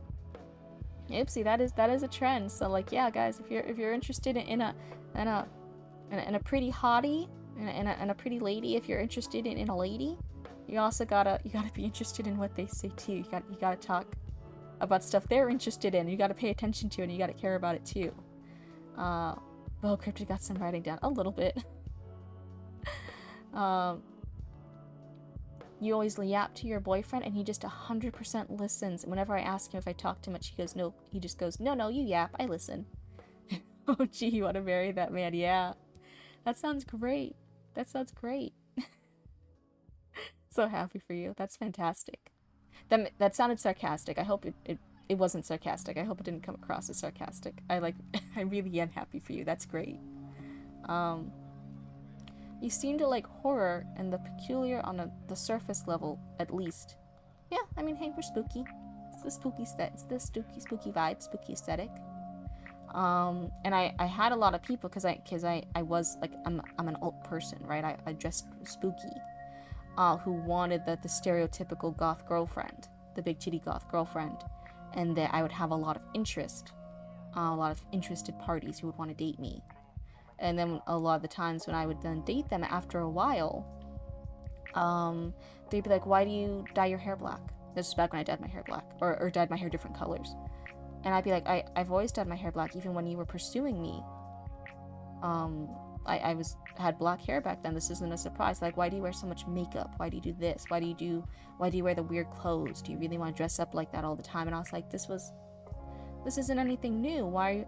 And it's the change. They would want the goth girlfriend and then want to morph her into whatever they now wanted. And that's a really thing, that to have a partner that you think like you really love and that you think loves you back, and they realize, oh no, that it was I loved them, and they loved an idea that they could morph and change at will. And that's really upsetting. Psychologically, it's really upsetting to look at a partner and realize that, especially after years. What the fuck? You can only add 3 tags to Instagram captions now? Jeez, I have no idea. I'm only on Instagram when I have to be for the business. I hate social media so much sometimes. You have pretzels, and Cryptid can't have any. Ah! Roots can though? F you. Banned. Oh my goodness. They want to date an idea and have the vision of changing you. It's the same concept as a guy wants her to be hot, but not for anyone else. Yep. Your boyfriend even says your chihuahua is his son. That man is gonna be such a good chihuahua father. Oh weird, you have pretzels too? You guys are all mean, not sharing. How could you? Cryptids need sacrifices too. We're like the old deities. When was the last time you guys ever left a gift for Mothman? When was the last time you guys ever left something and left a nice letter to Fresno Nightcrawler? When was the last time you guys gave me anything? Everyone who's given me bits before, you guys are excluded from this rant. Okay, the bits count. You'll share your reindeer nuggets with me. Oh yay. Okay. Everyone, promote Dreamy Alora. Promote Moon Moon. They're okay. Last time Roots gave me something, I almost died. Yeah. It's because you cursed it. Can't believe you betrayed me like that, Roots. That's so funny though. But yeah, me and Roots were both thinking today, like, oh, we kind of want pizza again. No, like, we can't. Cryptid almost died last time for the pizza it's made. It was cursed. And we both individually thought, yeah, we want pizza. Oh no.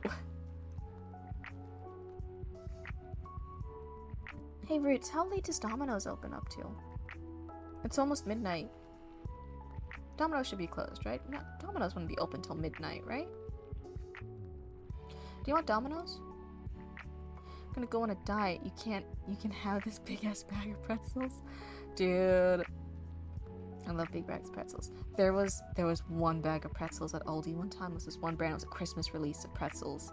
And then right after Christmas, because they were Christmas themed, there was nothing special. There wasn't a special flavoring. It was just the bag was Christmas themed. So right after Christmas, it went on clearance. So it was like 99. My eyeballs are going wild, and that's not a glitch. That is actually going crazy about talking about these pretzels at Aldi one time. So after Christmas was over, again, these were normal pretzels. They weren't like special flavored. Just the packaging was Christmas themed for these pretzels. So after Christmas, they put these big bags of pretzels on sale for 99 cents. And Mama Cryptid was like, oh, okay, a bag of pretzels for 99 cents. I don't care that it's a Christmas package, whatever. It's just the day after Christmas. So they got them, and we opened it up, and we tried the pretzels, and we were like, somehow they were like the best pretzels ever in the world. The amount of salt, the amount of crunchiness, it was perfect. It was the perfect pretzels. And we were like, Mama Cryptid, we like ate the entire bag in like one day. What I want pepperoni. Is it the 2-topping special? Then I want pepperoni and bacon. Yeah. Most Domino's are open till 4 a.m., at least near you.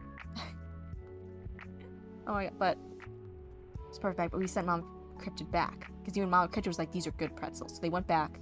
The next day, it's now 2 days after Christmas is over. The Christmas bags are still 99 cents, or maybe like 50 cents. Or it was some crazy fucking shit. They were cheap, but they were big bags of these pretzels. Mama Cryptid got multiple, came back, and we had to make sure. We're like, is it still good? Was it just that one bag? We tried them, and we were like, oh, it's still the perfect pretzels, the perfect amount of salt, the perfect texture, the perfect taste. They were fantastic. The best pretzels we ever had in our life, right?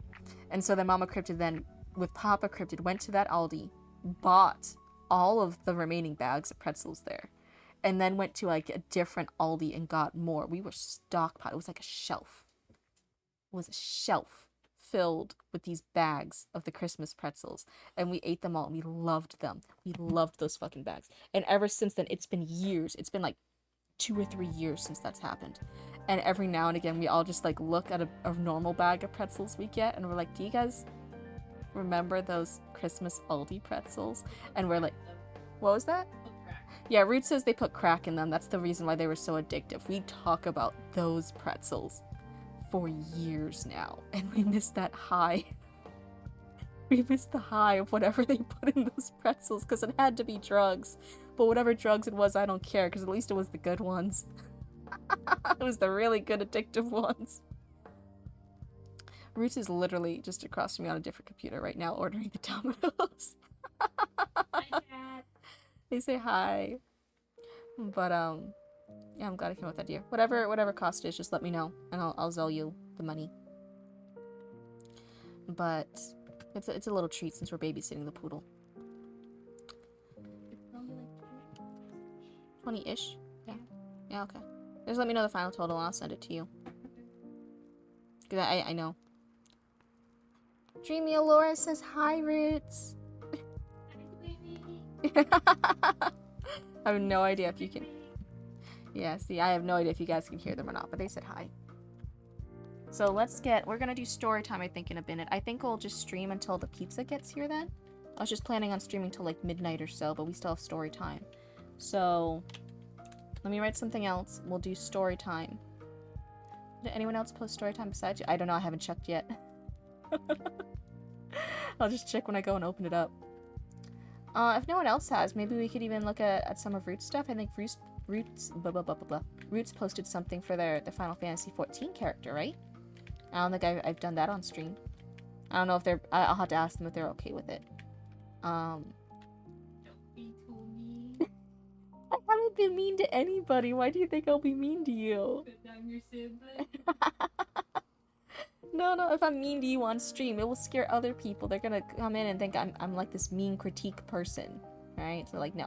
So like, you at least have that. You at least have that hanging over. You can't be too mean because everyone on stream will see that you're mean. So you have to be nice on stream.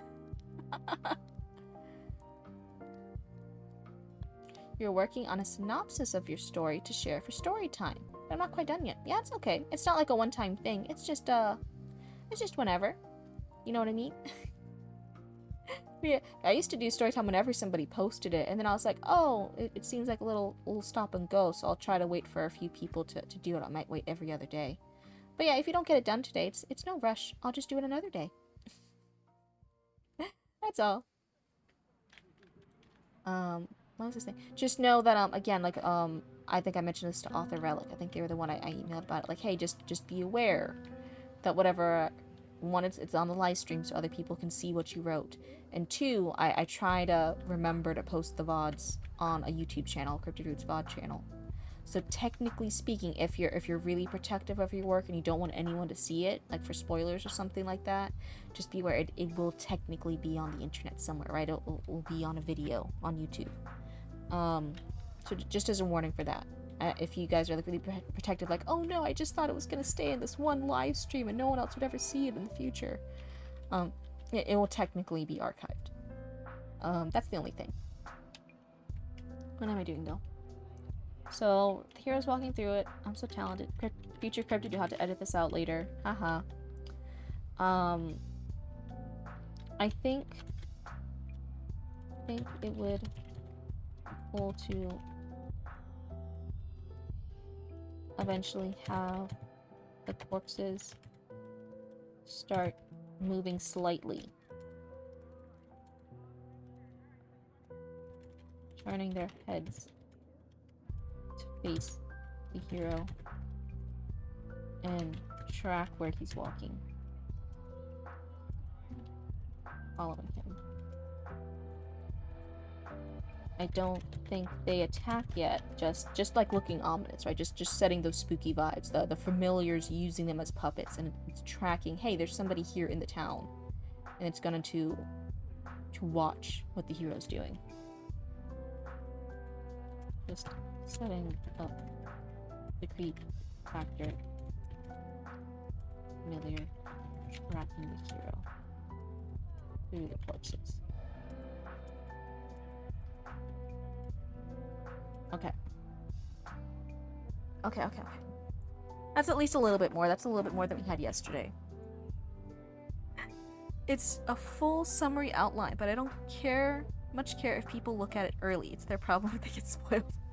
That's how I felt about this. You know, the idea is eventually I want to work with either do my own storyboards, but they'll probably be shitty because I'm not like an official storyboard artist, or try and hire a storyboard artist to like do storyboards for this.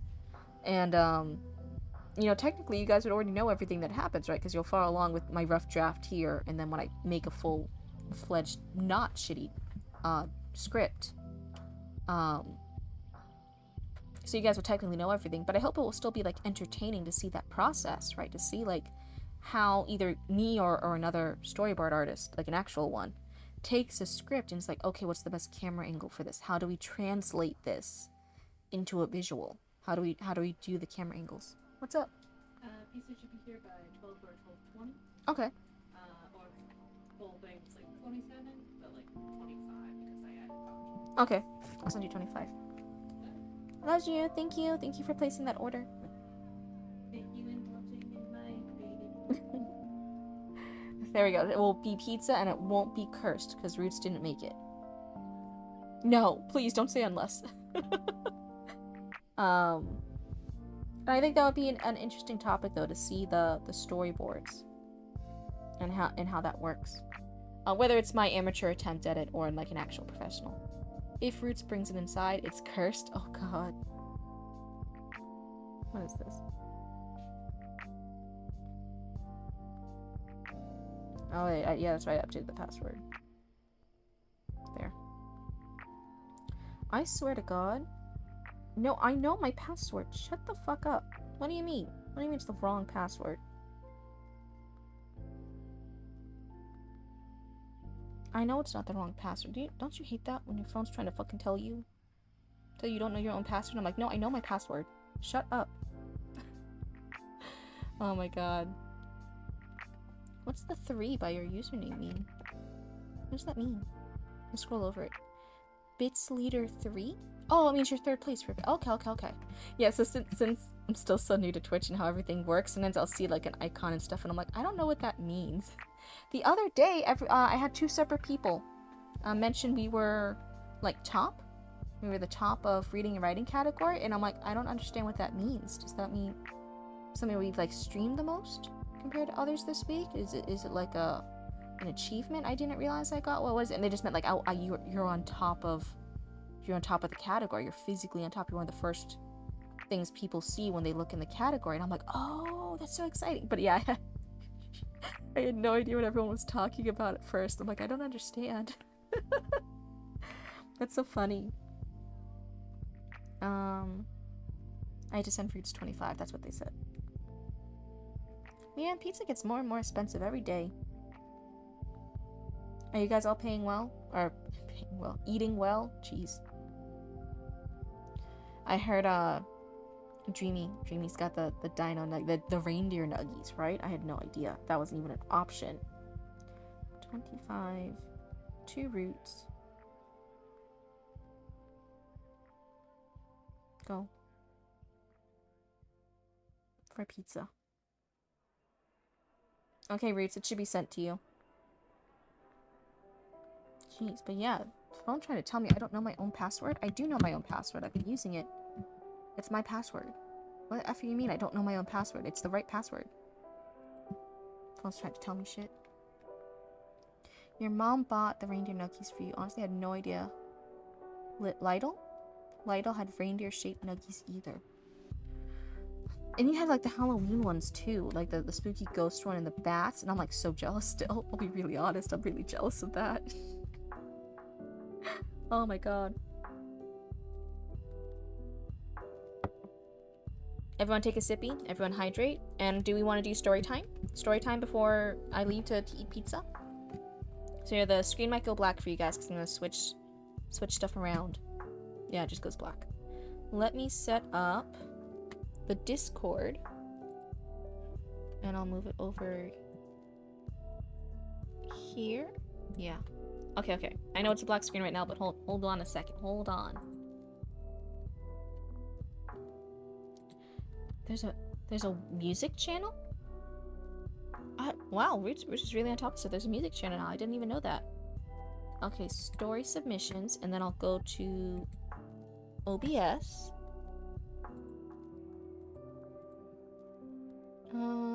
Discord? Can you guys see it? Can you guys see it? I think I did it. Hopefully I did it. Let me move my model a bit. Let me move the stuff around.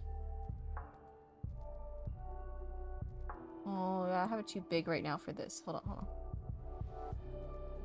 We're gonna do some readjustments here, chat. We're gonna do some readjustments.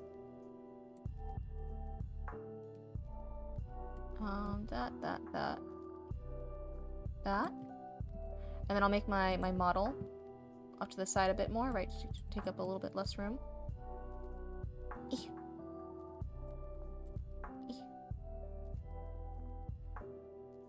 Streamer mode is enabled. Usernames have been truncated. I don't know what that means. Okay. Grandpa Cryptid is gonna read us a bedtime story. Yay. Oh no. I thought we settled on Auntie. Now I'll accept whatever though. It's all good. Okay, that's a roots emoji. So sorry, we're gonna be scrolling for a bit. If that bothers you, like, hey, look away for a second. Where did we leave off at? We did the snippet blurb. This was Author Relic's Cinder, a Lawrence Grimes novel, book 1. We did do that. This, I think, was... I don't know if you read that. That was, I think he posting ideas or stuff. I'm not sure if that was for critique or not. Hold on. Posting a story submission for stream. Here is chapter 7 from the 10th mark. Nice, nice, nice. And then it's root stuff. And that's all we have so far for story time. Okay, okay. Story time, popcorn! That's right, everybody. So let's go ahead and... Wait. Author Relic, if I click on this, does it docs anything? Hold on. Hold on. I'm worried about that last time. I think you mentioned something like that. Oh. This screen. My third screen?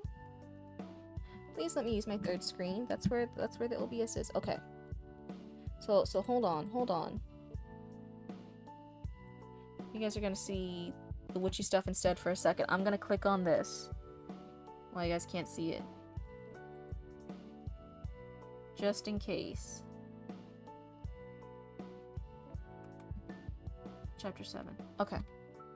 And then we're gonna go back.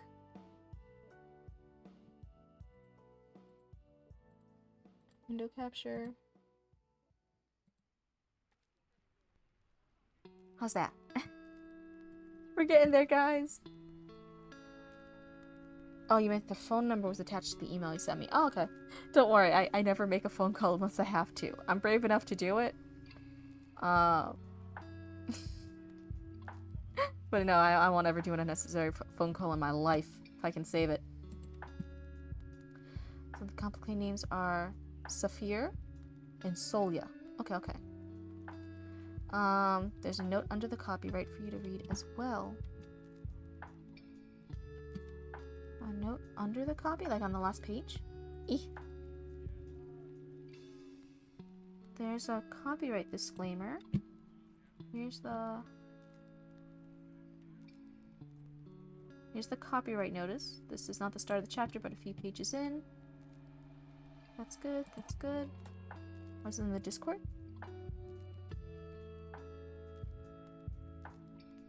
Oh wait, what tab am I on now? Oh no, wait, everything. Wait. No. What's happening?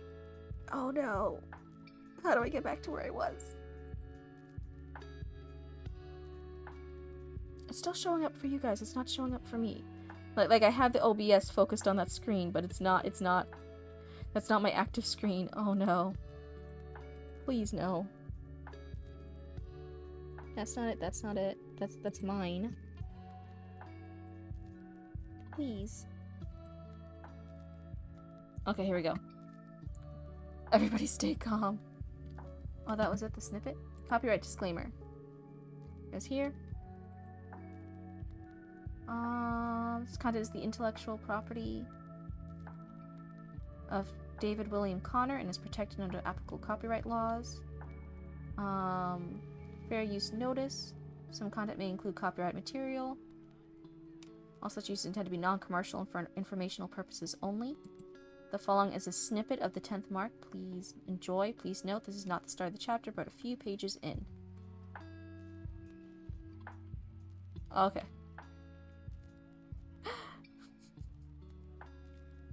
I got there eventually. I got there eventually. Author... I think Author Relic, you tried to give me a helpful hint here, and instead I just went on a rat race in the opposite direction, and it was the most unhelpful hint. Okay. Everybody stay calm. We made it. We made it together. We all went on a journey together. Is everybody ready for story time? That's why we love it here. I'm glad you guys are entertained. Yeah, can you believe the original Cryptid was supposed to be flawless and cool and sophisticated and a badass, and everything worked so naturally for her. She was supposed to be sexy, how perfect she was. Oh yeah, there was no way I would have been able to maintain that, huh? It's a good thing I'm like, no, I'll just show up as my Cryptid self. It's fine. Gonna mute while I cough. I want to get the cough out before I speak.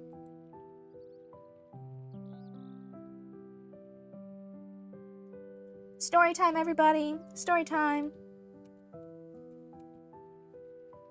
Main Street was almost empty by the time Evelyn pulled into a space outside May's diner.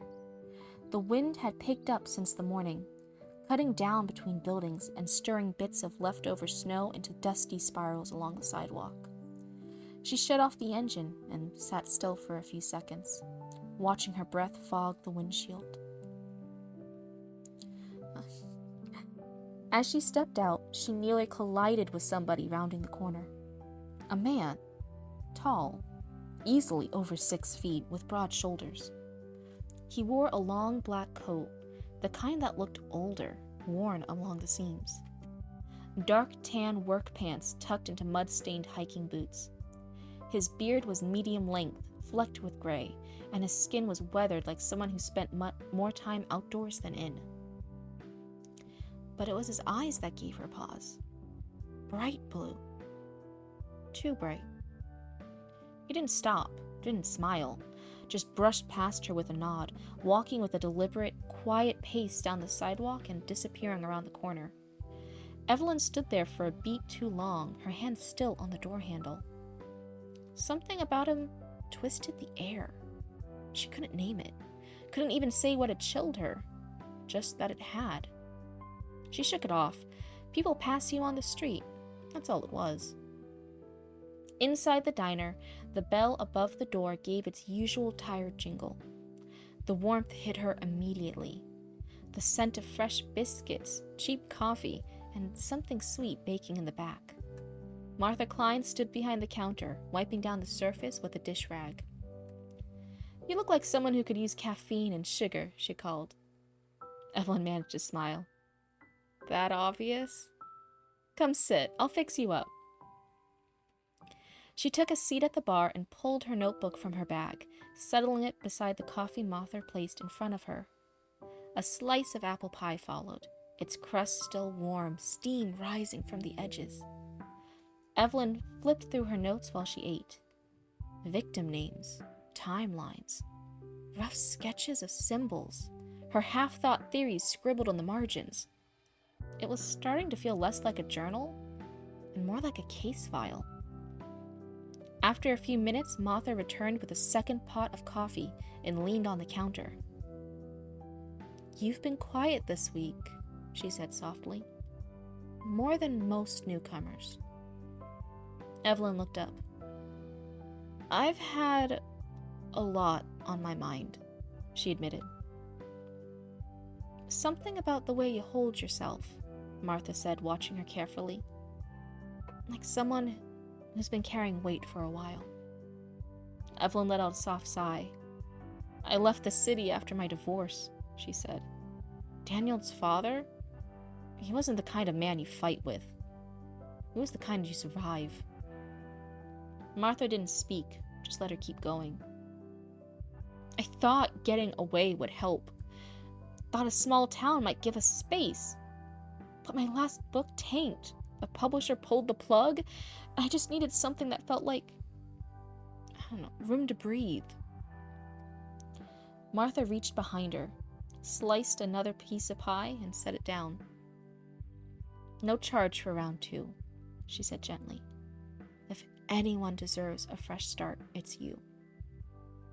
Evelyn blinked once, then smiled, more sincerely than she expected to. "Thank you." They didn't talk much after that.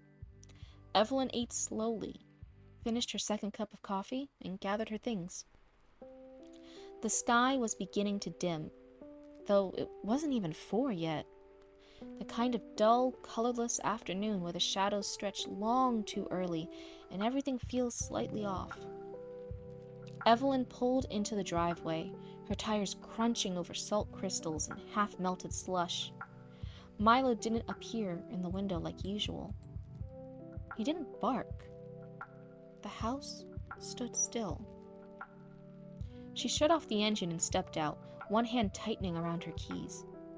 A strange stillness clung to the siding, as if the house had exhaled everything inside it while she was gone. Keys in hand, she walked towards the stone steps that led to the front door. Slipping one of the silver keys into the lock, it turned too easily. The door swung open without protest. Inside, the air was stale, motionless. She stepped onto the hardwood floor and stopped. A few steps and her boots had left faint, wet prints that glistened in the dim light. The coat rack stood exactly as she'd left it. Her books still rested on the arm of the couch, the blue ribbon like a vein trailing from between the pages. Nothing had moved, and yet the silence pressed in around her, dense and unnatural, as if the house had been holding its breath. "Milo?" she called, her voice low, steady. "Boy?" No answering jingle. No click of nails on wood. Only stillness. She took a few steps down the hall, slow and cautious, feeling it before she saw it, the shift in air, the unmistakable wrongness. That's when she heard it. Breathing. Soft at first. Almost imagined. But there. A slow, deliberate drag of air followed by a rasping exhale. Close, far too close, not the quick pant of a dog. It came from just beyond the corner, where the hallway turned into shadow. And she didn't move at first. Couldn't. Her body frozen, heart pounding loud enough to betray her. Then, carefully, she stepped back. One foot, then the other. Each movement slow and deliberate, as if the air itself might shatter, while the old floorboards beneath her seemed to hold their breath, groaning softly under the weight of their fear. What she didn't see, what she couldn't see, was the man from the sidewalk, standing silently in the dark hallway outside the bathroom, just inches beyond her line of sight. As her feet struck the threshold, Evelyn turned sharply and bolted down the stone steps. Her breath tore from her lungs in short bursts as she sprinted down the narrow driveway, shoes skidding slightly on the damp gravel. Heart hammering, she crossed the street to Lena Harrow's house, not daring to look back. She pounded on the door, 3 sharp, urgent knocks, then glanced over her shoulder. Her breath caught. A figure was moving inside her home. It had emerged silently from the open front door and now drifted through the hallway, heading toward the kitchen. There was no hurry in its steps, no fear of being seen, just a steady, deliberate pace, like it belonged there. Lena Harrow opened the door without a word. Evelyn stepped inside, breathing shallow, hands shaking. "Someone was in my house," she said, "and Milo's gone." Lena didn't ask any questions. She didn't need to. One look at Evelyn, winded, wide-eyed, the tremble in her hands barely concealed, was enough. Without speaking, she turned and walked to the small table beside the couch, lifted the house phone from its cradle, and handed it over. Her eyes met Evelyn's for a beat. Calm, cautious, knowing. Evelyn dialed the Hemlock Falls Police Department with fingers that didn't feel like her own. They were cold, stiff, disconnected, as if her body hadn't caught up to the panic racing through her mind. A click, then a calm voice on the line. "Hemlock Falls Dispatch, what's your emergency?" She tried to speak evenly, but her voice shook as she explained what she'd seen. A figure inside her house, the door left open. something moving toward the kitchen. The dispatcher's tone shifted instantly. "Stay where you are, ma'am. What is your address?" Evelyn answered quickly. "My address is 287 Hawthorne Street." "Copy that. I'm transferring you to Sheriff Pike, and I'm also dispatching units to your address." A faint click again. Then a deeper voice answered on the second ring.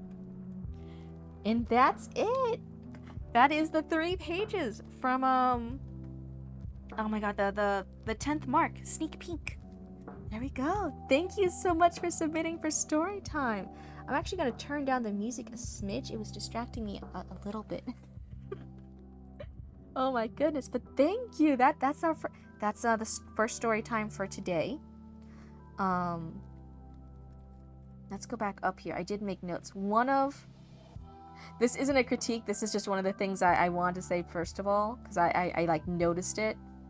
And I like instantly like, got that flashback. I remembered it. Good storytelling pro. I tried my best though. I noticed every time I like caught on a word or I had to like refix it, I'm like, oh, that's not. I fucked up. But yeah, I don't read these ahead of time. I'm reading this for the first time with you guys, so I don't have a lot of time to prepare. It's just a cold read. So I tried my best though. But thank you. I hope you guys, at least it's not my mistakes and I'm cold reading it aren't too bad. Thank you. This book is already published. Okay, it wasn't a sneak peek. Never mind. I think I got confused with your other one. That's the current work in progress. I just got confused. But yeah, this is the 10th mark by Author Relic here in chat. It's really exciting. And this is one of the 3 pages. And I think you said in chapter 7? Chapter 10? Or something like that. I'm scared of going between my different things. From chapter 7 of the 10th mark. Okay. But yeah. So if already published, I'm not sure if you're looking for critique or if you just wanted to share. It's fine either way. You can just let me know. But one of the things, it's not a critique. I just like, I got it. I was like, her tires crunching over salt crystals and half melted slush. I was already like, I remember that. I remember that. I guess again, I'm a Florida cryptid now, but baby cryptid was up north in Massachusetts, and I like instantly remembered that not just the detail of snow. I feel like a lot of people write just snow sometimes, but the details of life in an environment with snow. Right? You have the salt crystals to try and like keep your cars and shit safe. You have slush, not just snow. People sometimes think it's just snow. And then it's like goes away. No, there's slush too, as like you walk over like the sidewalks and the roads, they'll have slush instead of normal snow. And just that little detail. I think you're from Massachusetts, right? So it's normal to you, but a lot of people who aren't in a snowy environment, when they write snow scenes like that, they don't have those little details. And I just read that line and I'm like, it just transported me back. I'm like, yeah, that's somebody who gets it. That's somebody who knows. I'm already worried about the dog. Is it just me? Is anyone else, like, just from that little excerpt here, like, really worried about Milo the dog? No, I have to read it just to know. Make sure the dog's okay. Also, for future reading, no, Milo is fine. Nothing bad happens to him. You love animals too much to write anything like that. Oh, thank goodness. So if anyone's wondering or questioning, he's fine. He's never in any danger. I know people do get worried about that stuff. Yeah, there's even the whole website of like, does the dog die or does the dog survive? Hi, Luna. We love you. You're so beautiful. You're the most beautiful void of shadow. Yeah. You're such a good baby girl. Thank you for coming to visit. Thank you. Oh, sorry. My model's staring at you guys like evilly while I'm saying all these sweet words to a cat. Reach brought Luna over for a quick little hi. But yeah, I did, as somebody who lived in a snowy environment for a time as a baby cryptid, like that instant, it's just one line. You didn't even put too many details of it, but that detail alone is kind of the difference between somebody writing from experience, writing from knowledge, knowing their shit, and somebody doing like just a general aesthetic thing. And I'm like, that was real. Like, I know a lot of people sometimes romanticize the, like, South Georgia, Florida, sometimes for, like, romantic scenes and beach scenes and stuff. And you can kind of tell when someone's, like, talking, if they've actually been to Florida or not, if they, write, like, the weather, the temperature as just being like, oh, it's so warm, it's so cozy, it's so nice, da da da.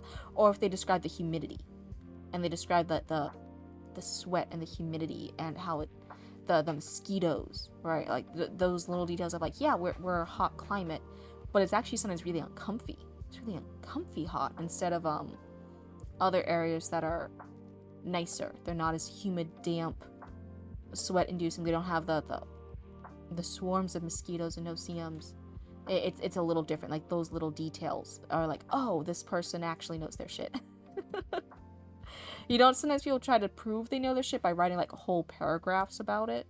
But sometimes it's just like a little detail. Does the dog die, you asked? Do you hear any barking? No, Marley and me see. Yeah, no, they said that the dog's fine. Milo's gonna be fine. So we at least have that confirmation straight from the author, okay? And if they lie, then you could go directly at Author Relic and be like, you lied. What? Hi, Luna. I love you. If you stab me, it's just part of it. I'll scream on stream, and then all my chatters will make fun of me. You wouldn't lie about that? Your wife would beat you. Every time we hear snippets of Author Relic's wife, I'm always like, she sounds pretty cool. I really like, sometimes it's, I'm assuming you're a male author. I'm assuming you're a male writing this, just from the name and other stuff too. If I'm wrong, you can correct me. But I'm assuming you're a male author. Sometimes it's really difficult. Sometimes there is that bias of like, oh, male authors sometimes struggle to write female point of views with stuff. Roots is here in the background, like she breasted boogly downstairs. But instead, even from the first snippet, right, the previous excerpt you gave of this mom paying attention to her kid and shaking and having all these stuff packed in the car, and she's going over to start again. I'm like, that feels good. That feels genuine. This stuff, her having this connection with I think I'm on the wrong page. Of two women talking in the thing and having that quiet connection, that quiet support. When something's scary, when a woman's leaving a bad situation with a bad partner, and then even just a woman being very, very aware, very, very cautious, like something does not feel right. I'm paying attention to my woman's intuition. Something spooky, something wrong is here. I do not feel safe with somebody in my house. And then there's the general thing of us sometimes authors who aren't aware of like, no, I'm just gonna have the girl in and she's gonna go explore the dark, scary place when she thought she heard a noise. The self-preservate, they sometimes write women as if they were a man with no self-preservation, as if they're not living in this environment where there is the real fear of danger and stuff in everyday life. And this feels a lot more realistic. This feels good of like, hey, she feels something is wrong. She hears breathing and she's like, I'm fucking out of here. She just gets a bad vibe from a guy who passes her, right?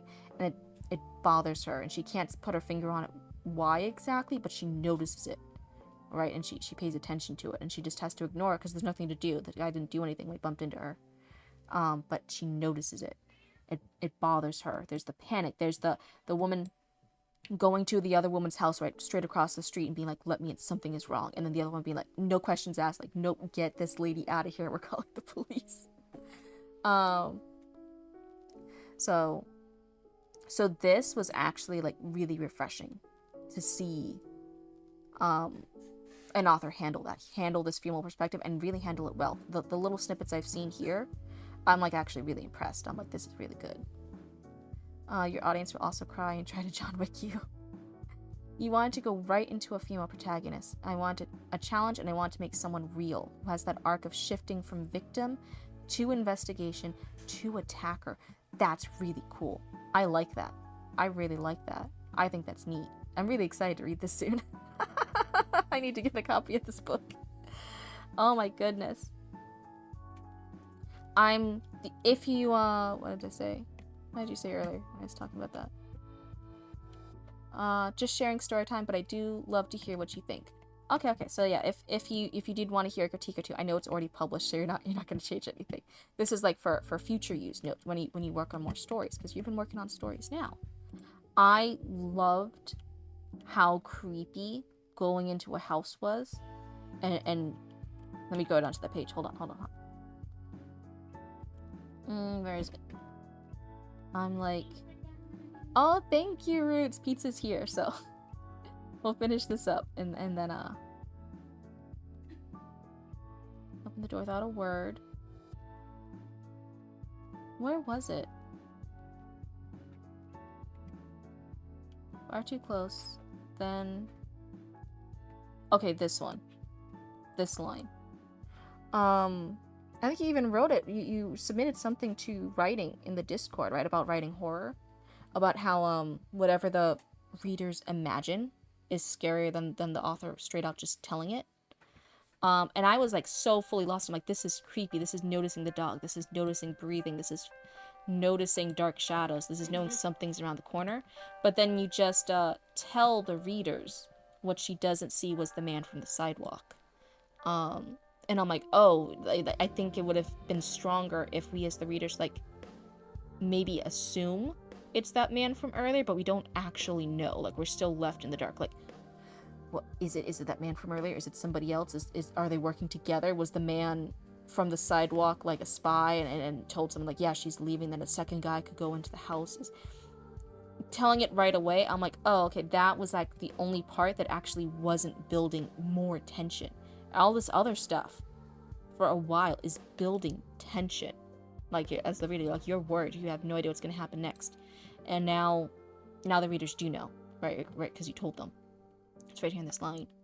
And so I actually, like, I made a note of it when I was reading. I'm like, oh, I kind of wish we didn't know. It was something that was revealed later after the scary scene. Evelyn Thorne is someone who starts out running, from that bad relationship, from her past, from her career, from her life. She shifts to take control of that, and I think by the end of the book, she has taken her life back. The strongest instrument is the reader's mind used against them. Yeah. So I feel like this was so good. You obviously, like, have a strong concept of, like, writing out these details. With suspense, this is a strong beat. You want to keep them there, all these little details that keep heightening the suspense, the thrill, and go of, like, oh god, something is wrong. Someone is here. This is dangerous. How is she gonna get out? So, oh my god. And this one line, it's literally one line, it's one sentence. I was like, oh, that took it back a bit. That brought it away from the tension building. And then everything goes back into the tension again. And I was like, oh man, it would have been so strong just without that one line. But, you know, maybe I also, like, give credit. This is a full book. This is in the middle of a chapter. There might be a plot reason why you have it here. That I would recognize if I had read the earlier chapters or the later chapters. So I will give that in context, this line might make sense. But I'll say, like, for your future works, right? I feel like if I could go back and fix that, I would. I took this scene like you would see from a movie, Hereditary. I based it on the dark scene with the mom on the ceiling. I wanted to make it and tighten it. Yeah. And that's one of the really things, too, right? Like, script writing and novel writing. Sometimes we there's this book talk drama. It's the Age of Scorpion book talk drama person, the author of that, indie author of that. And one of the new critiques as she's rewriting the book that I've heard is and I was even like kind of she has to do the edits, right? But she's just doing a complete rewrite instead of like editing it. Is she's working with like this artist, and she's going to describe the scenes that she wants to write to the artist. The artist is then going to draw out what she's describing every week, and then she'll take the drawings and then write what she sees in the scenes to do this new draft. That's how she's explained that she's going to re-edit it. And a lot of people pointing out that drawing out scenes, doing storyboards, is really, really great for visual stuff, for when you are doing movies, when you're doing script writing. But there is a technical difference between writing stuff for film, for visuals, where you could do really cool stuff like that to show the audience, and just writing for words exclusive, which is what a book is. Right? Sometimes that's pretty artwork, but it's book exclusive. Because you can, when you try to give some of those visual clues to readers, it actually takes them out of the written words, and it tries to make it more like the thing. They're like slightly two different art forms. I know they're both like script writing and story writing and novel writing. It's all different ways to tell a story, but they are different formats. We can take knowledge from some of those ways of writing stories, of portraying stories, but some of them don't translate as well to the other medium. Your thought process behind putting the reader as almost like a camera watching from the living room on the side. I wanted the reader to feel tense and like, who is this guy? Is he a stalker, killer, etc.? But this is one of the first times Evelyn sees the man early in chapter 7. Okay, yeah, and like I said, like this, because it's a novel. All of this, that's what it was. We were the readers in that living room. We were there in her head. We were right behind her shoulder. We were hearing that breathing. We were feeling that stillness. We were feeling that something's wrong. I do not know if I'm going to make it out of this. What horrific thing is going to happen? I do not know. We were there. And this took us out of the novel experience and put us into that camera experience. And it's just two different things. And that's what I said. Normally it takes a while, right, to get that. What am I trying to say? The experience, the experience, the knowledge to work in what stuff should be for script writing versus what should be for novel writing. And it's just those different mediums, and some that we can learn a lot of things from one medium to another, but some things like that don't always translate well, don't always translate the best. So that's why when I'm doing my script for certain things, I'm used to writing novels, and part of the script for my thing that I'm working on, these 3 episodes, is in my head. I want to write a lot of details about the feeling, about what they're thinking, about what they're feeling in this environment, how stuff feels, how when they're fighting the scenes that they might feel like somebody's struggling. I want to write a lot of those descriptions that would be translated on a page, and but it's not going to be on a page. This is a script for an animatic. What's the best way to convey that visually? And I had to think of the camera angles and stuff for that, so that some things translate well, other things don't. It gets more tense right when the police arrive. We shift point of view from Evelyn to Deputy Crane clearing the house. Hello, you are back, and after lying down for a while, I think I figured out why the words weren't flowing. You were writing the wrong tense for the story. Noxley, no. Oh, that's so upsetting. But I'm glad you figured it out.